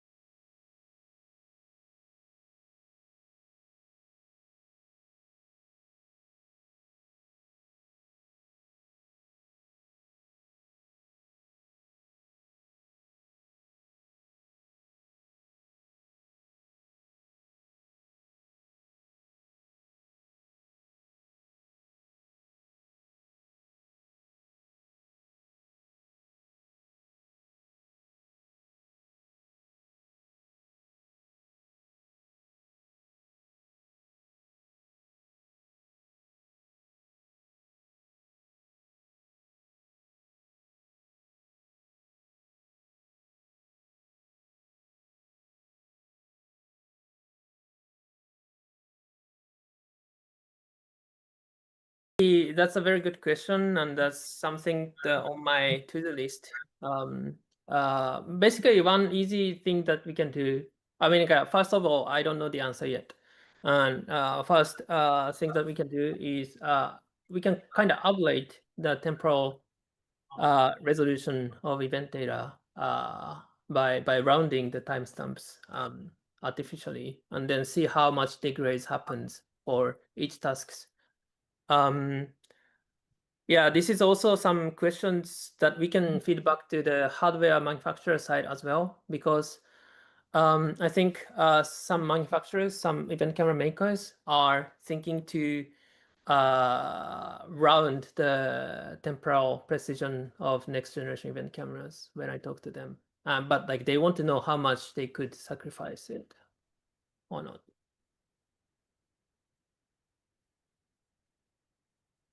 Hope this answers the question.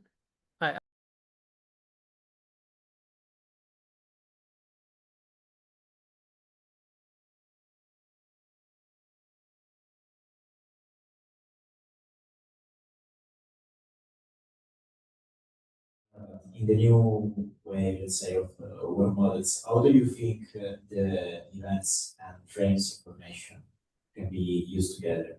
Like, how do you think the events can be used, for instance, for more temporal consistency or something simple? You as part of the question, could you repeat again? For instance,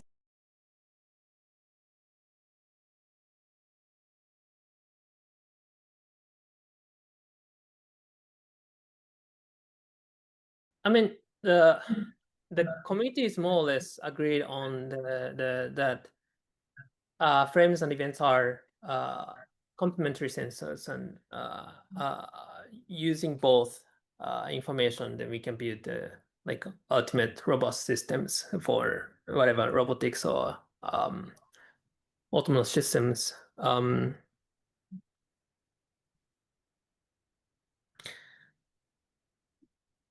But also one that is like always using these event cameras with other sensors. Then we have to hardware synchronized with other sensors to get the high like a precision and synchronization and so on. And this is also kind of another engineering cumbersome thing to think about. And it would be nice if we could think about how to relax these synchronization issues, like post hoc after recording synchronization. Also, this is an interesting research direction to me. Thanks, Shintaro. Okay, let's thank Shintaro again. You're gonna hang around for the panel discussion as well, Shintaro? Yep. Okay. So the next speaker, Daniel, you want to share your screen and show your camera? Yes. Hi. So, Hey. it's Daniel. Yeah, we can hear you. He's a postdoc researcher with process at the Grass Laboratory, but coming previously from the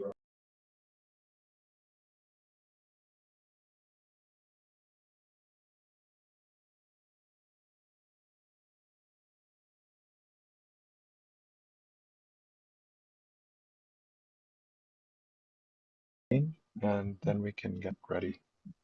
we can give a welcome to Daniel.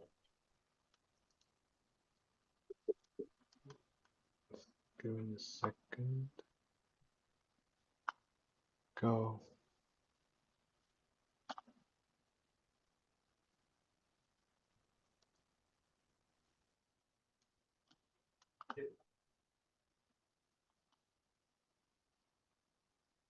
All right. Can you see my screen? Yes, we can Hello? see the so. All right, excellent. Thank you. So yeah, thank you for the introduction. I'm going to share with you a little bit of my journey thinking about more deeply how to use events and how to use them for adaptive intelligence. I'll take you through a couple of works which have inspired also some works which we've seen in some previous talks.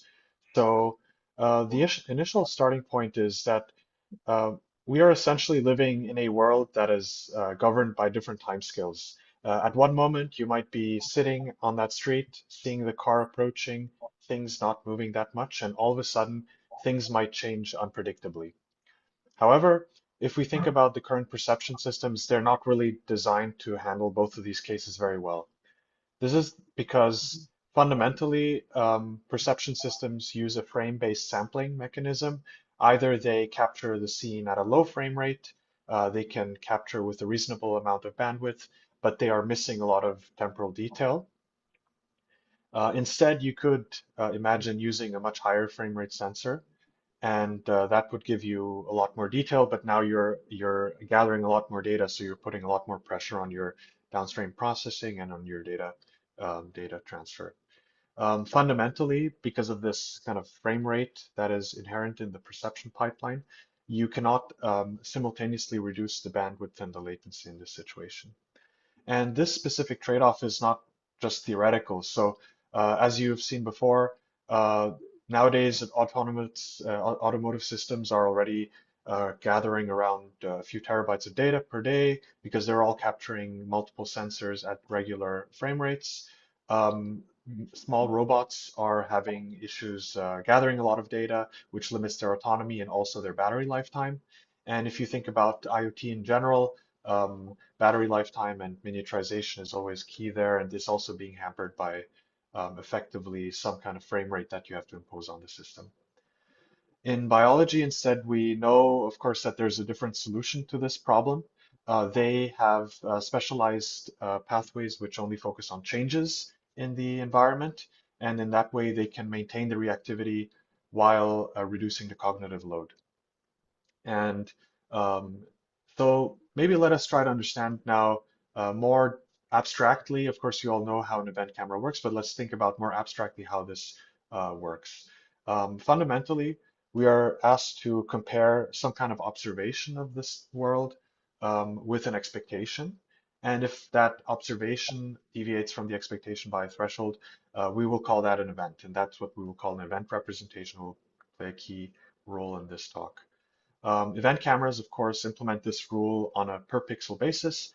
They compare the observation, which is the log intensity, with the expectation, which is just a constant over time. And whenever that difference exceeds the threshold, you generate an event. And we know that the events, they capture the polarity, the sign of the change, and also the timestamp and the pixel. By capturing data in this way, we know that the event camera can simultaneously capture very sparse data, so low bandwidth, but also a low latency. And here you see these figures. But one question that is maybe fundamentally has to be asked about event representations is we know that event representations have these properties, but it is not entirely clear whether it's possible to also process these events in an event-driven way. So if we look at the kind of standard paradigm of event-based perception, the algorithms usually frame events into these dense representations and thus incur a lot of computation. So one question that I've been asking myself is how can we design an algorithm that is fundamentally event-driven in its own right? And what I mean with event-driven, so what I'm going to first present you is my work on event-driven perception.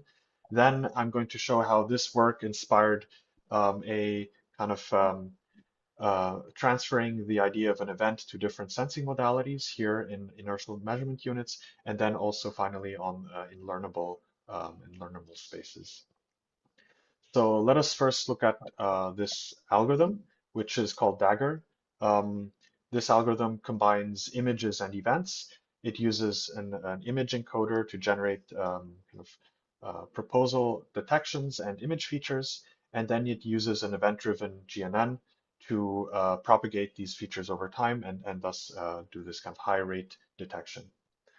By combining these events and frames, we're able to simultaneously detect objects in the blind time between frames while also having a very low compute budget. And in that way, we can basically detect objects before they become visible in the other sensing modality.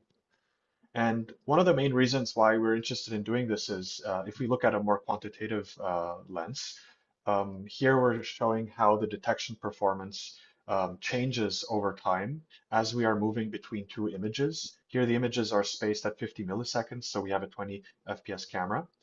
If we look at how the detection performance of an image-based baseline looks like, we see that there's a kind of drop in performance over time. And this is because when we detect an object, as the world is moving, this object misaligns with that prediction. And so we are actually losing a significant amount of 11 MAP over a 50 millisecond time window. Since we can, if we now imbue this with an additional sensing modality, which are here the events, we can basically flatten this curve and detect the objects at a relatively stable MAP detection precision over time. And so in that way, we say we can see into the blind time between frames. But now thinking about this number here, we have 20 FPS, but you could imagine using a higher FPS camera, right? You could imagine reducing this gap and thus shrinking the amount that we are degrading the detection performance. But if we do that, we actually also incur now the bandwidth again. So if we have a higher frame rate, we're going to have a higher bandwidth. And so we can get a higher MAP, but then we're going to go to the right in this curve. And the reason why I'm now plotting this in this chart is that we can actually situate our work into this plot where we combine the data collection of a 20 FPS camera and the event camera and compare it with the bandwidth and the MAP of a frame-based method. And we can see that at the same bandwidth of a 45 FPS camera, we can now achieve a 2.6 MAP higher result. And also we can be about 100 times more efficient than an equivalent 5000 FPS camera. So let us look a little bit more closely at what this event-driven graph neural network does. This event-driven graph neural network is trained as a normal graph neural network, passing messages between nodes.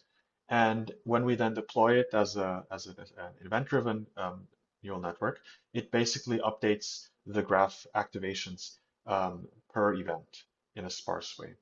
And we can see that instead of updating all of the activations of the network, we only focus on the receptive field of the new event, on the nodes which have the new event in their receptive fields. A little bit more closely going into detail, we see here a graph neural network processing the events, and we see here pooling layers, which generate a prediction, and we cache these activations. And now if we have a new event, we only update the nodes that are in the that have that new event in their receptive field. And in that way, comparing a state-of-the-art methods that do feed-forward processing, like these these green symbols, and also spiking networks, which have spike-based computation, so they don't really fit into this flops paradigm. We can compare how well the networks work and how many flops they need to incorporate new events. And we can see that this graph neural network can reduce the computational overhead of event processing by up to around 5,000 times, while also maintaining an on-par performance with the feed-forward baseline. This processing computation reduction is not just theoretical. We've seen now a few works that have started to implement these graph neural networks into FPGAs, and actually already some FPGAs which can process these events in real time. And in this work, we have also explored a specialized chip which we called Ethereal, and this chip has does exactly the implementation of this Dagger network. But so what I want to now focus on a little bit more closely is a kind of interesting discovery which I made when working with these graph neural networks, in that the graph neural networks actually don't propagate every single event change to the prediction. And the reason is that if we focus on a specific layer, which is this max pooling layer, and we look at how the max pooling layer works, it basically takes a set of nodes which fall into these voxels and projects them into these feature space, and then selects the maximum over the features, generating this output, orange output here. We see that this output doesn't always change when the new event arrives. So sometimes a new event arrives within that region, and so the maximum doesn't change. And sometimes it comes outside of that region, and so it does change. And so if we look at this, we can see that actually a few updates are simply not changing anything. And so we could prune these updates.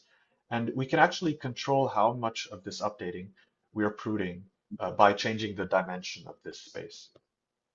And looking at this a little bit more abstractly, we have now discovered that we have designed basically a layer which takes in input events, raw input events, and generates high-level event representations that emerge as a byproduct of event-driven computation.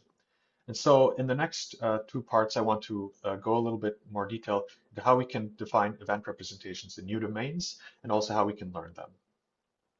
So here I'm going to explain to you how we generalize this concept to inertial measurement units. Inertial measurement units, they measure acceleration and angular rates using gyroscopes and accelerometers, and they are traditionally very oversampled. So here you have a sequence of IME measurements. We might want to perform similar kind of thing like event sampling on this signal. And so one question is, how can we now generate events from IME data? And so what we have to do is we have to go back to our original formulation, which compares an observation with an expectation, and now understand what are these two quantities. In our setting, the observation is basically the current pose of the IMU, and the expectation is the previous pose when we triggered the last event. And we can't simply perform differences between poses. So what we have to do is we actually have to lift these to the SE3 manifold and perform and compute the distances in that. And the distances in this manifold can be measured in the Lie algebra, which is this tangent plane here. And the red arrow is essentially measuring now the difference between the pose. We can use this arrow now to do two things. Whenever the length of the arrow exceeds a threshold, we trigger an event. We project back onto the manifold.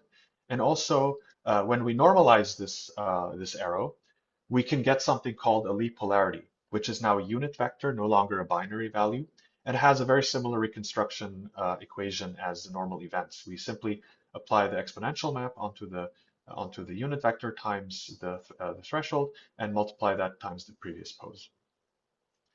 So if these two events are very similar in terms of reconstruction, can we now perform some kind of reconstruction with these events, which we call Lie events? This is where I introduce the idea of neural inertial odometry. It is an algorithm for reconstructing the underlying signal from these events, which is the pose of the IMU.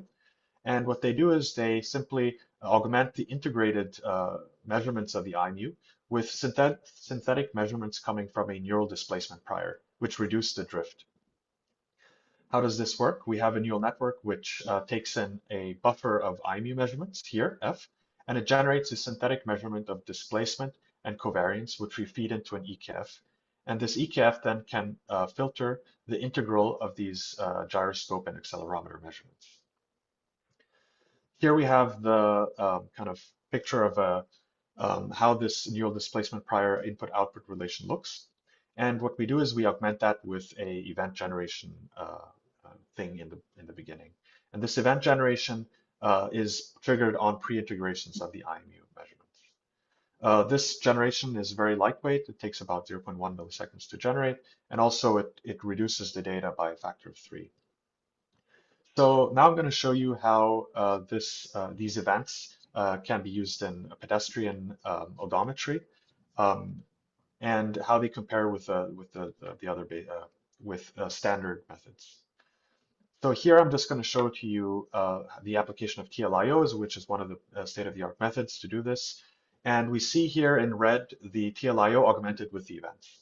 And we see now a very surprising finding, which is that as we are adding events, we're actually reducing the tracking error. And one might ask yourself, the original motivation was to reduce data, but why are we actually also reducing the error? And I want to argue that this is because the events actually have a very special property in that they capture speed invariant features, and these facilitate training. So let me explain to you this concept with a very simple diagram. Imagine a person walking in 1D. It has this orange displacement on the left. It's generating the events on the right. And now imagine a similar sample of an event of a person walking the same distance, but at a different speed. We get exactly the same sequence of polarities, but they're spaced out at different timestamps. And so now if we actually discard timestamps, we can see that we can map the eventification maps both of these sequences to the same, both of these trajectories to the same sequence of events. And so actually now the training becomes much easier because we're asked to generate the same label from the same input. And here's a little bit of a more abstract visualization. You can imagine the set of Lie events here forming an orbit. Different speeds generate different events along that orbit, and different trajectories generate different orbits. The task of the neural displacement prior is to map different points along the orbit onto the same point, and that puts a lot of capacity into the network having to learn to ignore the variations along the orbit. And by basically discarding the timestamps, we basically collapse the data space and make the learning problem much easier. So here is a little bit of evidence to show that this is in fact the case. We see that the TLIO plus events consistently reduces the tracking error over different speeds and also remains very, very stable across different sampling rates of the IMU data. So now I want to show you a little bit more general. So we saw that we can generate event generations in geometric spaces. And now I want to describe to you one method that we recently put on archive for learning how to generate events. So fundamentally, we are asked to generate, we made a method which takes raw events. This is a collaboration with Shintaro and with Roberto, who were speaking before. They take raw events and they generate a set of what we call neural events. And these neural events are general purpose and can be used for a downstream task. The process of generating these events is can be trained end to end. And so what we can do is we can now actually replace this this kind of hard-coded or like emergent property which we saw before with that max pooling layer with an actual differentiable module to generate the events. And we can then train it with specific objectives that we would like to have the event, we would like the events to have. Here's a little bit of a closer look at that network. We take patches of events, which are visualized here, and we pass these through a discrete asynchronous autoencoder. And these discrete asynchronous autoencoder generates a sequence of events which we visualize in this way here. If we now look at how exactly this works, we use a recurrent embedding here. And this recurrent embedding generates logits, which are used to select different codes from a codebook. And then we generate a sequence of codes here. And so in kind of spirit of event generation, we impose a event generation rule on these codes, which is simply saying that if the code changes, we generate a new event. So we remove redundant copies. And in that way, we generate these neural events. And if you want to now like interpret this a little bit more mathematically, you can consider that this logits are generating a trajectory in a simplex, which is the probability simplex.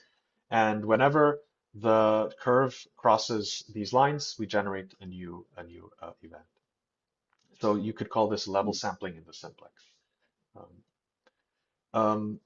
As I said, you can shape these embeddings to have specific properties that you would like. So here, what we did was we imposed smoothness constraints and straightness constraints on the trajectory of the logits over time. And in that way, we are able to circumvent these issues of chatter, where we would generate many events because the trajectory is flipping back and forth between these regions. Here, I'll just show you a little bit of qualitative results where we show that we can reduce the computation by a large margin by doing so by generating these kind of neural events. And at the same time, we can increase the performance by 2.2 MAP and also reduce the event rate by a factor of 2. Here is another chart where we apply this to the aforementioned graph neural network, where we are able to boost the performance of the method while reducing the computation by a small margin. So I hope to have convinced you that event representations are very interesting and that they're kind of crucial for enabling this kind of event-driven perception. And I want to now just summarize a couple of points that I tried to highlight in this talk. So first, we saw that event representations can capture both slow and fast dynamics and with low latency and low data.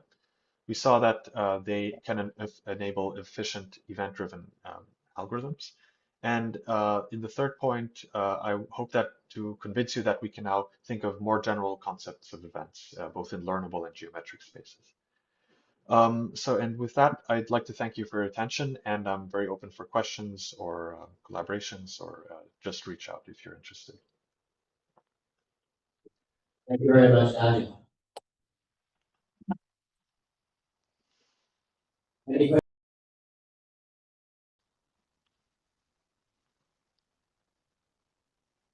So you guys pulled off the awesome achievement of getting into nature. I imagine you got a much wider range of interests and feedback from communities outside this very specialized community at the workshop. Can you share any general pieces of interest from various research disciplines and work that you've done? Maybe so did I understand the question correctly, to speak about more general interests that emerged from this paper? Yes. Yeah. So after this paper, I mean, a lot of automotive companies were very interested in using event cameras, and I think I had a lot of very productive discussions, and I think that it really shone a light on potentially the limitation of the not necessarily maybe the low latency of the sensor, but more on the data collection, which is increasingly a bottleneck in these domains. So that was, I think, an interesting insight that is a kind of secret benefit of event cameras that people sometimes underestimate. Yeah. I have a question. How sensitive, when you're looking at learning the event representations, how sensitive are they to different velocities? Do you really have to train them with things moving quickly and things moving slowly to get a good training set for these representations? So speaking about the Lee events, the idea is that this feeds into this kind of feeds into this equivariance research, and there people often compare equivariance with data augmentation. So you could have one network that is trained on many different kind of speed profiles, and it learns to generalize across these speed profiles. And there you can have a network that removes all of the variation in the speeds and only trains on those speed invariant representations. And what they usually show is that removing this information and kind of reducing the data manifold makes the learning problem easier, and you converge quicker and to a better solution. And so in effect, you don't have to have a data set that has a lot of different speed variations, because intrinsically, via the event generation process, you're already factoring out that part of the data. Thanks very much. I like that answer. Okay, so in the interest of time, we'll move on to the last speaker, and Daniel should hang around for the final panel at the end. Thanks very much again, Daniel. Thank you. Thank you. Shuang, okay, you're here. Can you hear us, Shuang?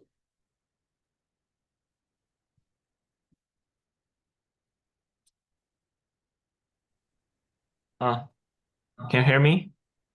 Yes, we see you and we can hear you. And we're seeing your desktop background. Okay. So can you see the slides now? Now it's this slide.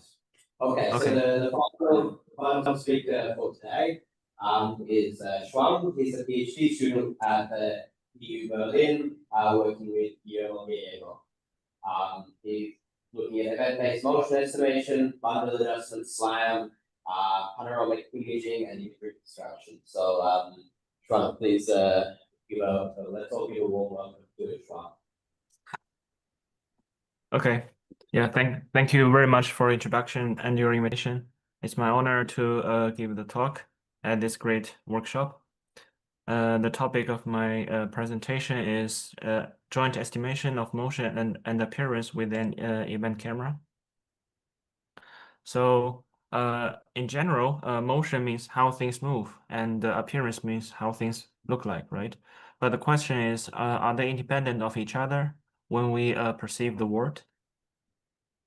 The biological vision system of most animals, including humans, are very sensitive to moving objects. For example, the cat in this video reacts super fast to catch this flying object. And another example is that frogs can only see dynamic objects but cannot see the static ones. So it means that motion and appearance are linked in biological vision systems.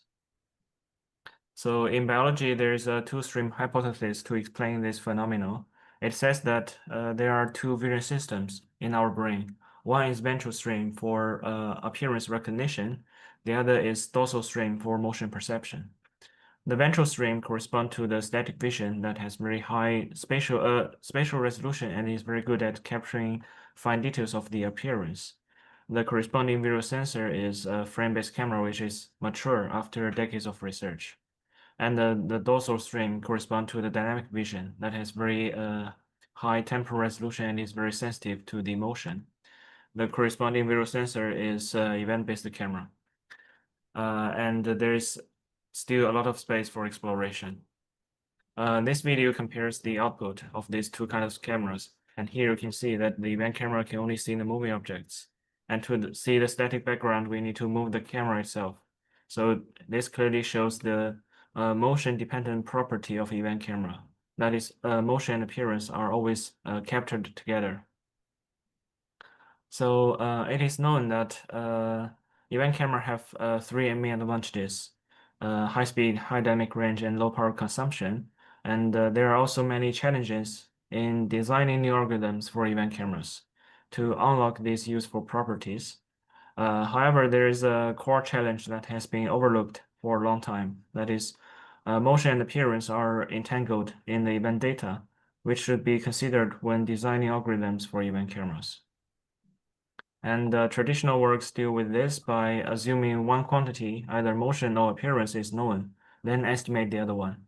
For example, EKLT uses Davis frame as the templates of appearance to track the motion of features. That is, estimate motion given appearance. and some other work go to the opposite direction. They estimate appearance given motion. For example, this paper, they use the given optical flow to reconstruct the intensity image by solving a linear system. And in the context of deep learning, especially supervised learning, such a known template is not needed because the model can learn a very strong prior on motion or appearance from the ground truth data. For example, in eRaft, the model is trained with the ground truth optical flow obtained from LiDAR data. Or another example is E2VID, where the model is trained in simulation, so it learns a very strong prior on the absolute intensity. In summary, in the field of event-based estimation of motion and appearance, existing work consider them as separate tasks, and many of them rely on ground truth data from simulation or external sensors. However, this doesn't fit the nature of event cameras, and the internal synergies between the motion and appearance are always overlooked. So my research question is, how can we estimate motion and appearance jointly from event data, which fits better with the motion-dependent nature of event camera? And we kind of study this problem step by step in the order of increasing complexity. In part 1 and 2, we simplify this problem by assuming the camera is rotating. And here the map representation is a 2D panorama. And after the problem is solved for rotational motion, we extend it to free camera motion, sixth of camera motion in part 3. And in the first part, I would like to introduce our work on rotational bundle adjustment and SLAM with an event camera. And in this paper, we propose the first fully event-based rotational motion bundle adjustment method and the first event-based complete rotational SLAM system. It's called SIMAX-SLAM. So I'll begin with a very brief introduction of contrast maximization. I think many of you have heard of it. So the main idea is to seek the optimal motion that aligns the event data to achieve the sharpest image of warped events. As shown in this video, once the optimal motion is found, the H-map of the scene is naturally recovered as a byproduct. So this is an implicit way of motion and appearance joint estimation. And many motion estimation algorithms have been developed based on the SIMAX framework, for example, for optical flow and camera ego motion, but most of them are limited to aligning short-term event data to recover short-term motion. In this work, we extend SIMAX to process long-term events to refine global camera trajectory, which is called bundle adjustment. And the idea is to warp all the events onto a panoramic map and to refine the camera trajectory by maximizing the contrast of the map. We perform this bundle adjustment in a sliding window manner.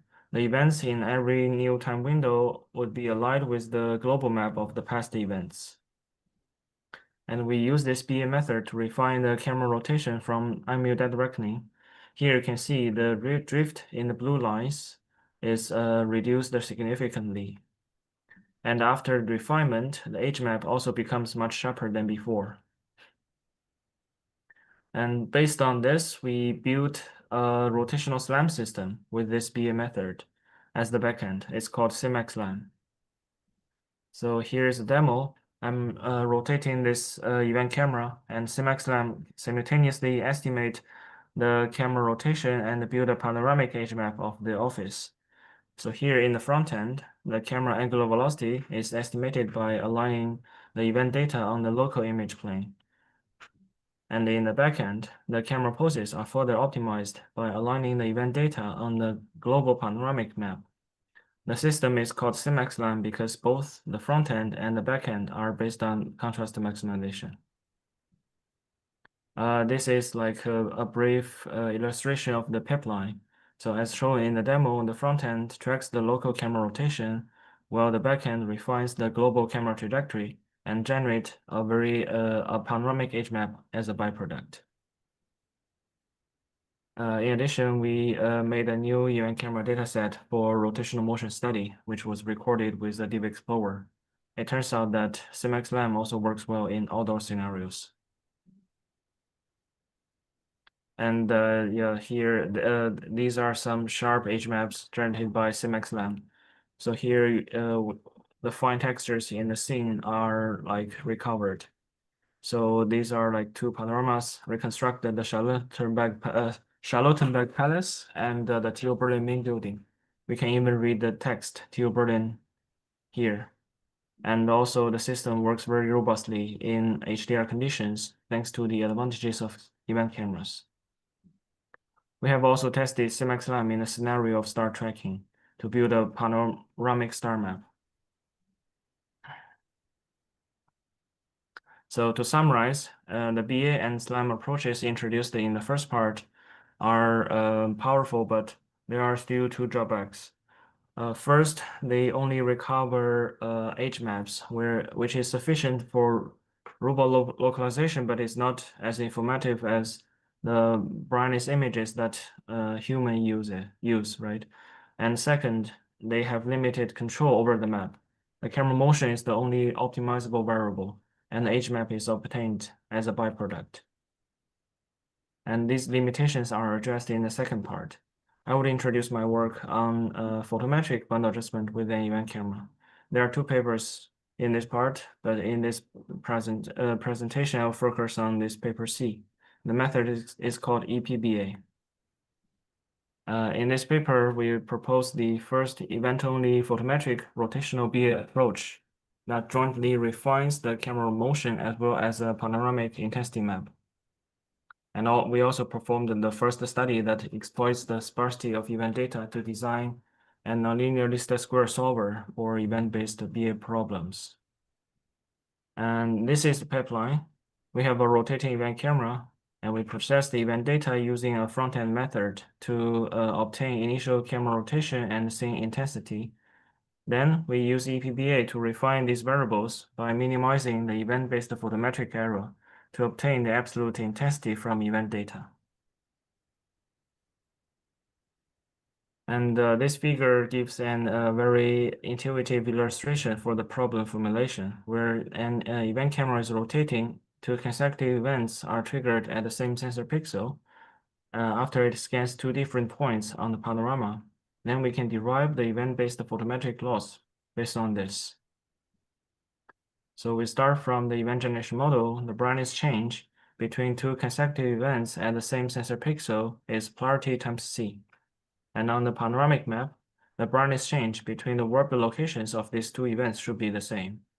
And we calculate this error between the predicted and the measured brightness change, which is the photometric error for this event. Then we obtain the final event-based photometric loss by calculating this error for all the events and stack all of them. And this is like a classical nonlinear least square optimization. Due to the sparsity of event data, only a part of pixels are observed, which are the white pixels in this mask. We call them valid pixel. And this would further lead to the sparsity in the normal equation. We leverage this to design an Leeuwenbach-Marquardt solver that is trackable in terms of speed and memory. After optimization, we can obtain such a semi-dense intensity map. Then we can use Poisson integration to densify it to recover the dense panorama. This video shows the iterations of this BA optimization. On the left, the camera rotation and the panorama will be jointly refined, and on the right, the photometric loss will be reduced rapidly, and the distribution of the per event loss will become more concentrated around zero. So now let's play the video, then you can see the iterations of the loss and the variables.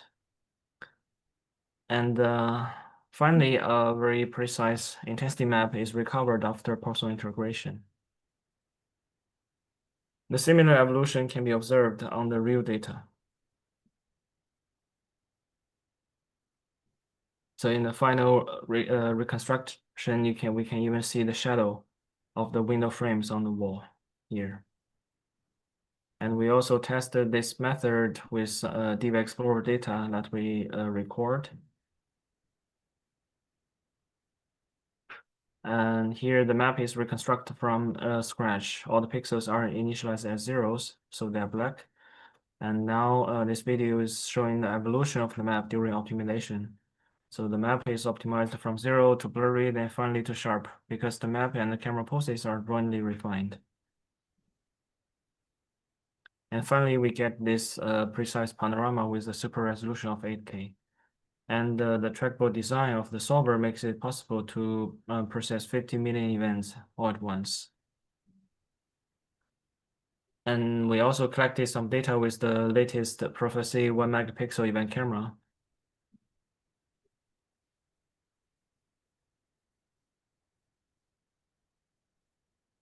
And here we are showing the evolution of the map during optimization.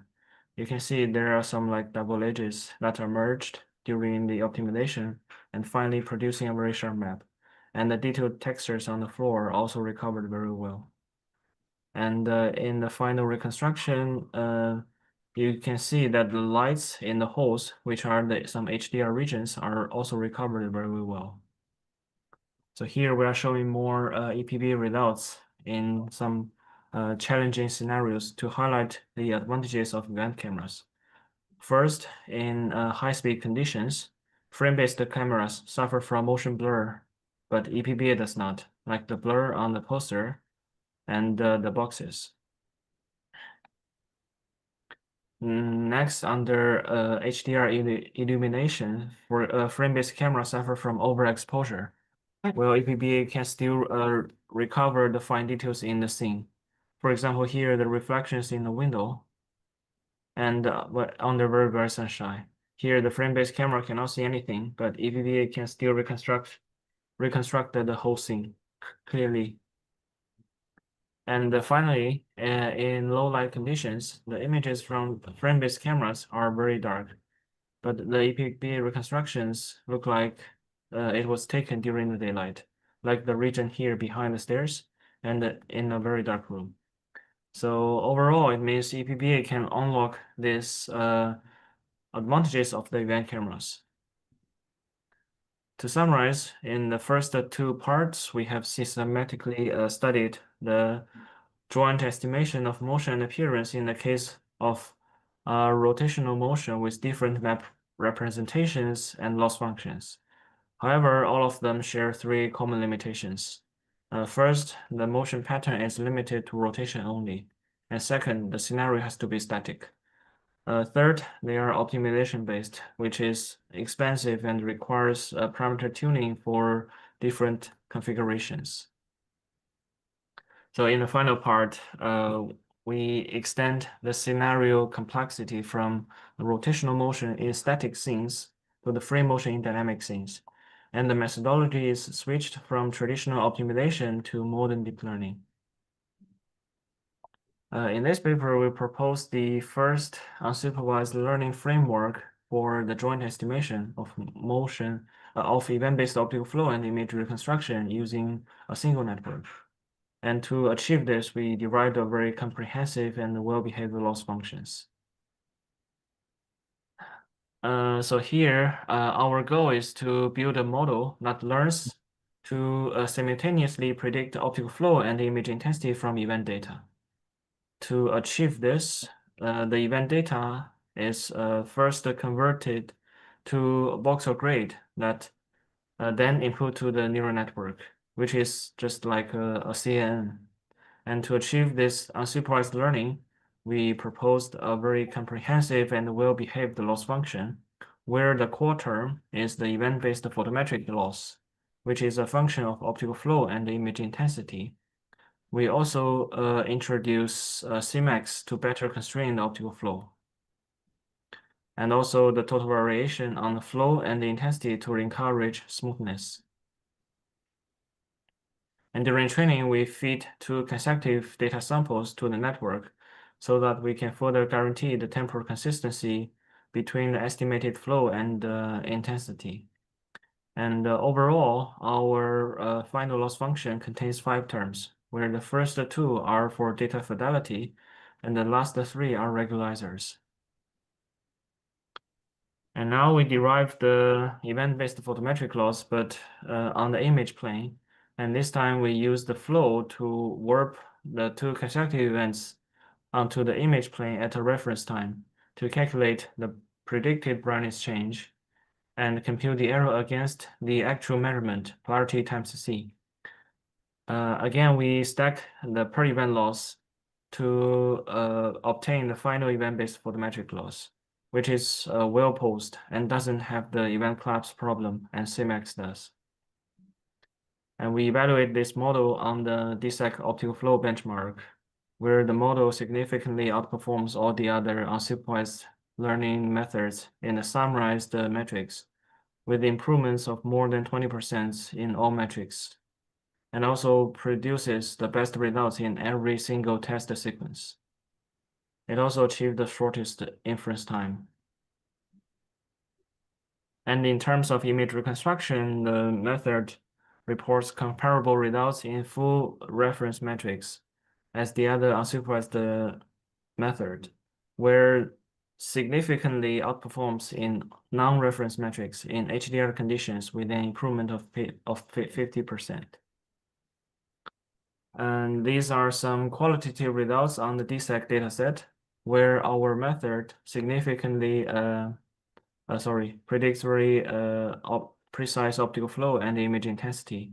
And here the flow map looks much better than the other one from the other unsupervised optical flow method, where the loss function is CMAX only. So here we present a comparison of image reconstruction with baseline methods. Our method produces sharper images than the baselines, and sometimes even than supervised ones. It also works very well under the. Are you almost finished? Yeah, I can hear. Have you almost finished? Yeah, it's like, I think I just need 2 minutes more, something. Okay, wrap it up quickly. Yeah, it'll be very soon. Yeah, these are some other results on some other data sets, for example, BSA RGB. And here I just want to show that it generates very well to unseen data, which are collected from very different event cameras in very different scenarios. So yeah, this part we achieved the joint estimation of motion and appearance in the highest complexity, that is frame motion in dynamic scenario. And the loss functions in the first two parts are extended to the context of unsupervised learning. So yeah, this is an overview of my work in the field of event-based joint estimation of motion and appearance. So we studied this problem from these different perspectives in the increasing complexity. So for motion, camera motion, from 3 of rotational motion to 6 of free motion, and for the motion parameterization from eagle motion to optical flow. And also we covered different map representations. And for the methodology, we use both traditional optimization to modern deep learning. And these are some conclusions from my study, where the first one is the most important, that is joint estimation produces consistent and accurate motion appearance results, and it fits better with the nature of event cameras. That's all. Thank you, and I'm very open to any question or discussion. Thank you. Thank you very much, Shuang. Let's give Shuang a round of applause. Thank you. Look, we've got 10 minutes left for the workshop, and we wanted to get some questions going in the panel. So how about we open up to everybody? If the speakers want to come on and sit up the front here, please, Costas. And online, are we still there, Daniel and Shintaro? Perfect. Yes, I'm Okay. here, yeah. So we can open up some general questions. My idea to run this is to get a short to moderate answer from every panelist on any of the questions. To get things rolling, I've got a question that I'm always interested in, which is, what's your experience with I'm trying to speak near, maybe I'll put it here so that I'm not behind you guys. What's your experience with taking a real camera and streaming it into your algorithm and having it run online and produce a result at the end. Is it something you've done before, or is it something that you typically work with data sets and don't care? So how about we start here? We'll move across and then go to online. During my PhD was basically much easier and more problem with some data sets. But then for camera, still for like demonstration for my latest the one where we use and that demonstration. So it was very easy to work with, but then basically because in our lab we have years we have already set up with these robots to be able to be used easily by everybody and to have nice pipelines. It's going to be better when it's one apparently. Yeah. I think that was I didn't want to get started with because I was not from. Yeah. I would say in the last years, I've been mostly using data sets. I mean, if you would do computer vision evaluate is something you need them.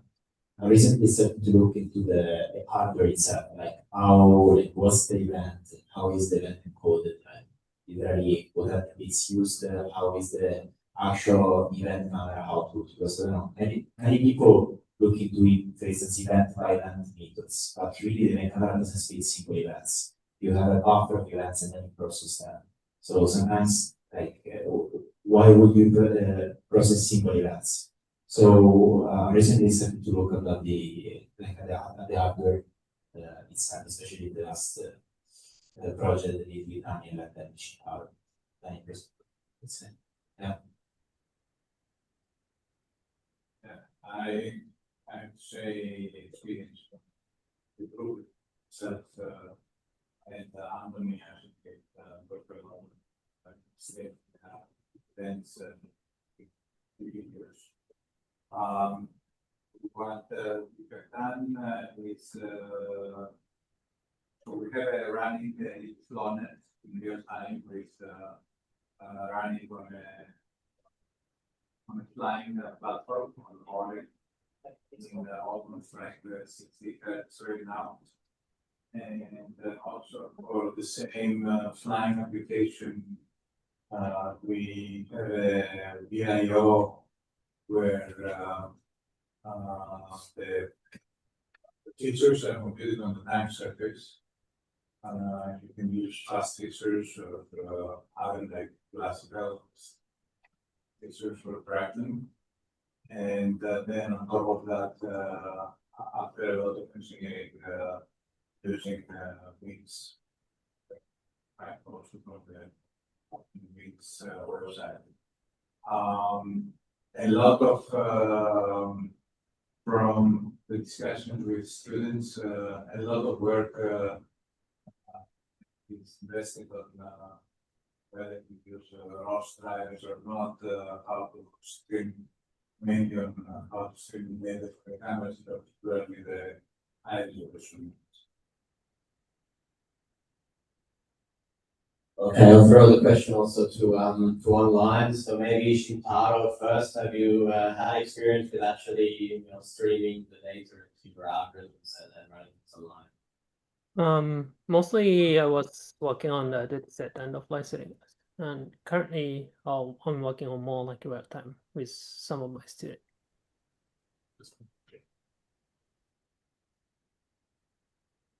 Daniel?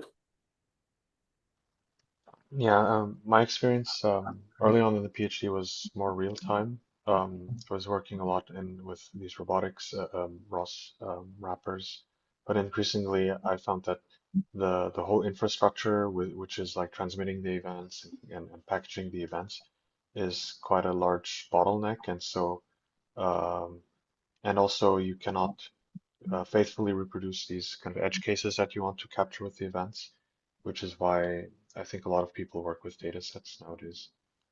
Yeah, that's also what I'm doing now more. And Joan? Yeah, I think in the beginning of my PhD, because you see, I was working more on the SLAM system, so I think I use more real cameras and try to have this like real-time demo. But I think later, after I switch to more a bit like bundle adjustment, which are kind of heavy and which usually runs offline, I think I switch a bit more to the datasets. And also, I think for the learning stuff, I think the training and test, I use a bit more dataset. Yes. Okay, thanks. Maybe there's an interesting question someone from the audience has to want to ask the speakers today. Sure. Thanks everyone for all the cool talks. There's been lots of talks about event representation, how we get information out of the events we get. Is there any thoughts on getting the information where you don't get events? Like whether there's regions of the image you're not getting events and whether that is actually telling?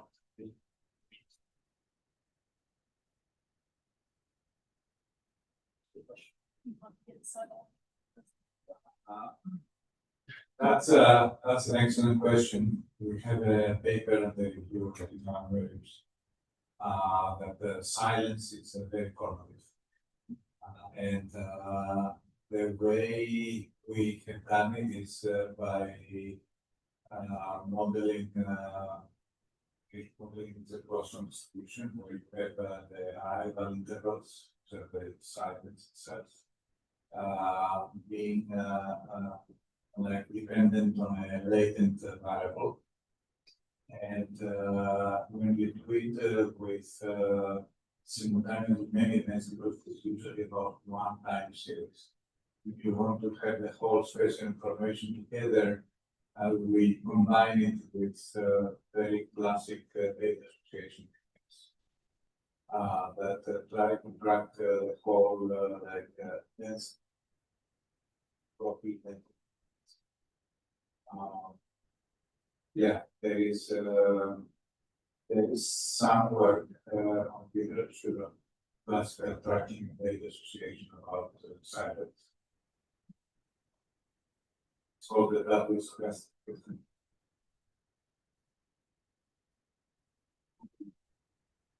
We'll get a response from everybody on all that.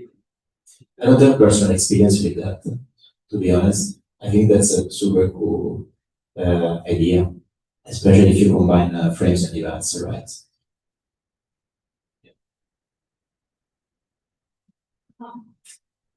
I also don't have much experience in the same area because we took the other direction. We were like, we remove every information we have and look as little as possible. For example, 10 pixels can be given to anything, and we should do something.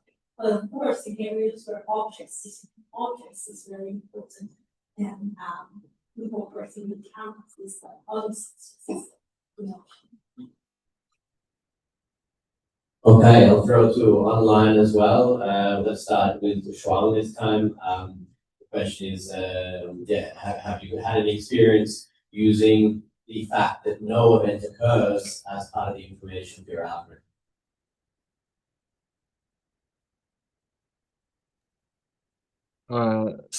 Sorry, could you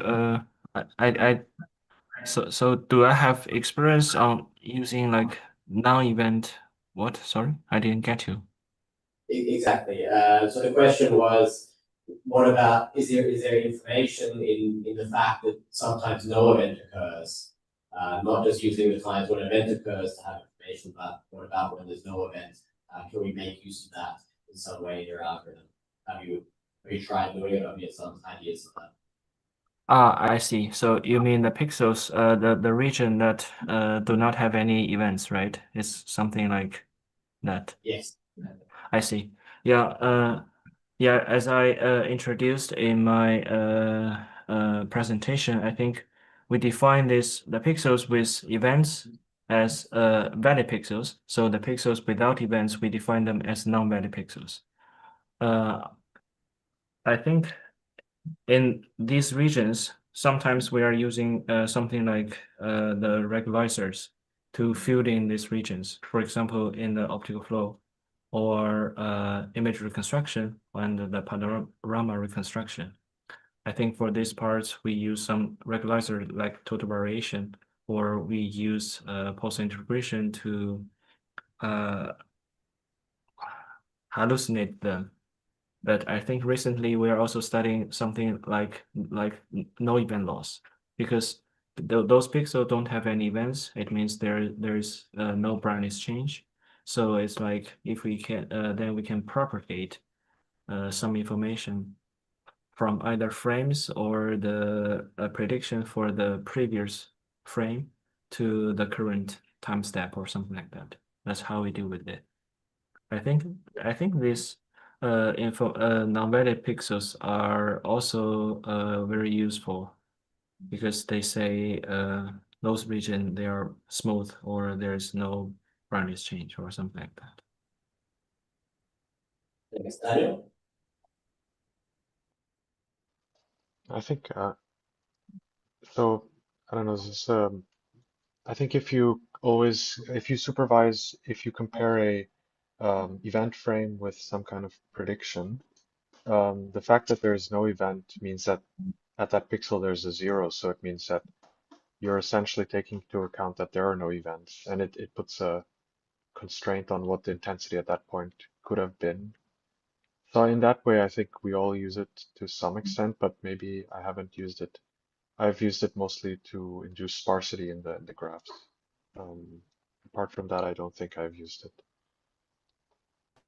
Okay, and Shintaro. For now, I just talk for the 3D reconstruction context. Then our method doesn't really use it, but in the literature, it's always used. Well, I mean, in a sense, our method also uses it. But basically, there are some papers that propose to render no event explicitly and to regularize the scene with the same, like no change in the intensity. Also, if you render the frame, then it actually means that you are incorporating this no event into your loss optimization target. Okay, thanks. Unless there's a burning question that we wanted answered, I think we're running into the end of the time, and we're going to let you have lunch and get to the registration desk to start the main conference. So the last few things to do to wrap up today is let's give another thank you to all these presenters and speakers today.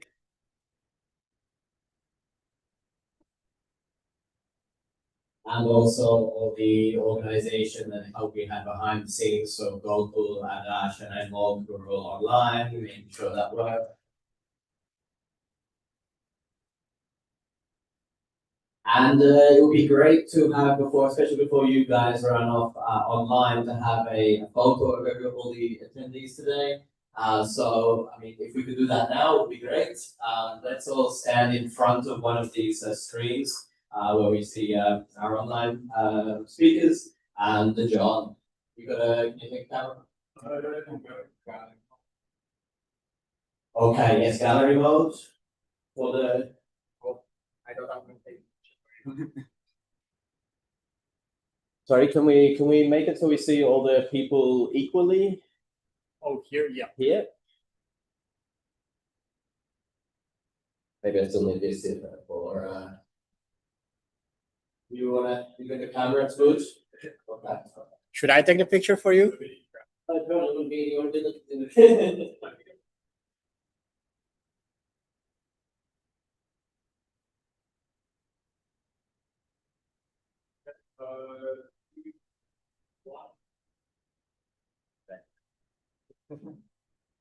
Not one photograph. Just a bribe.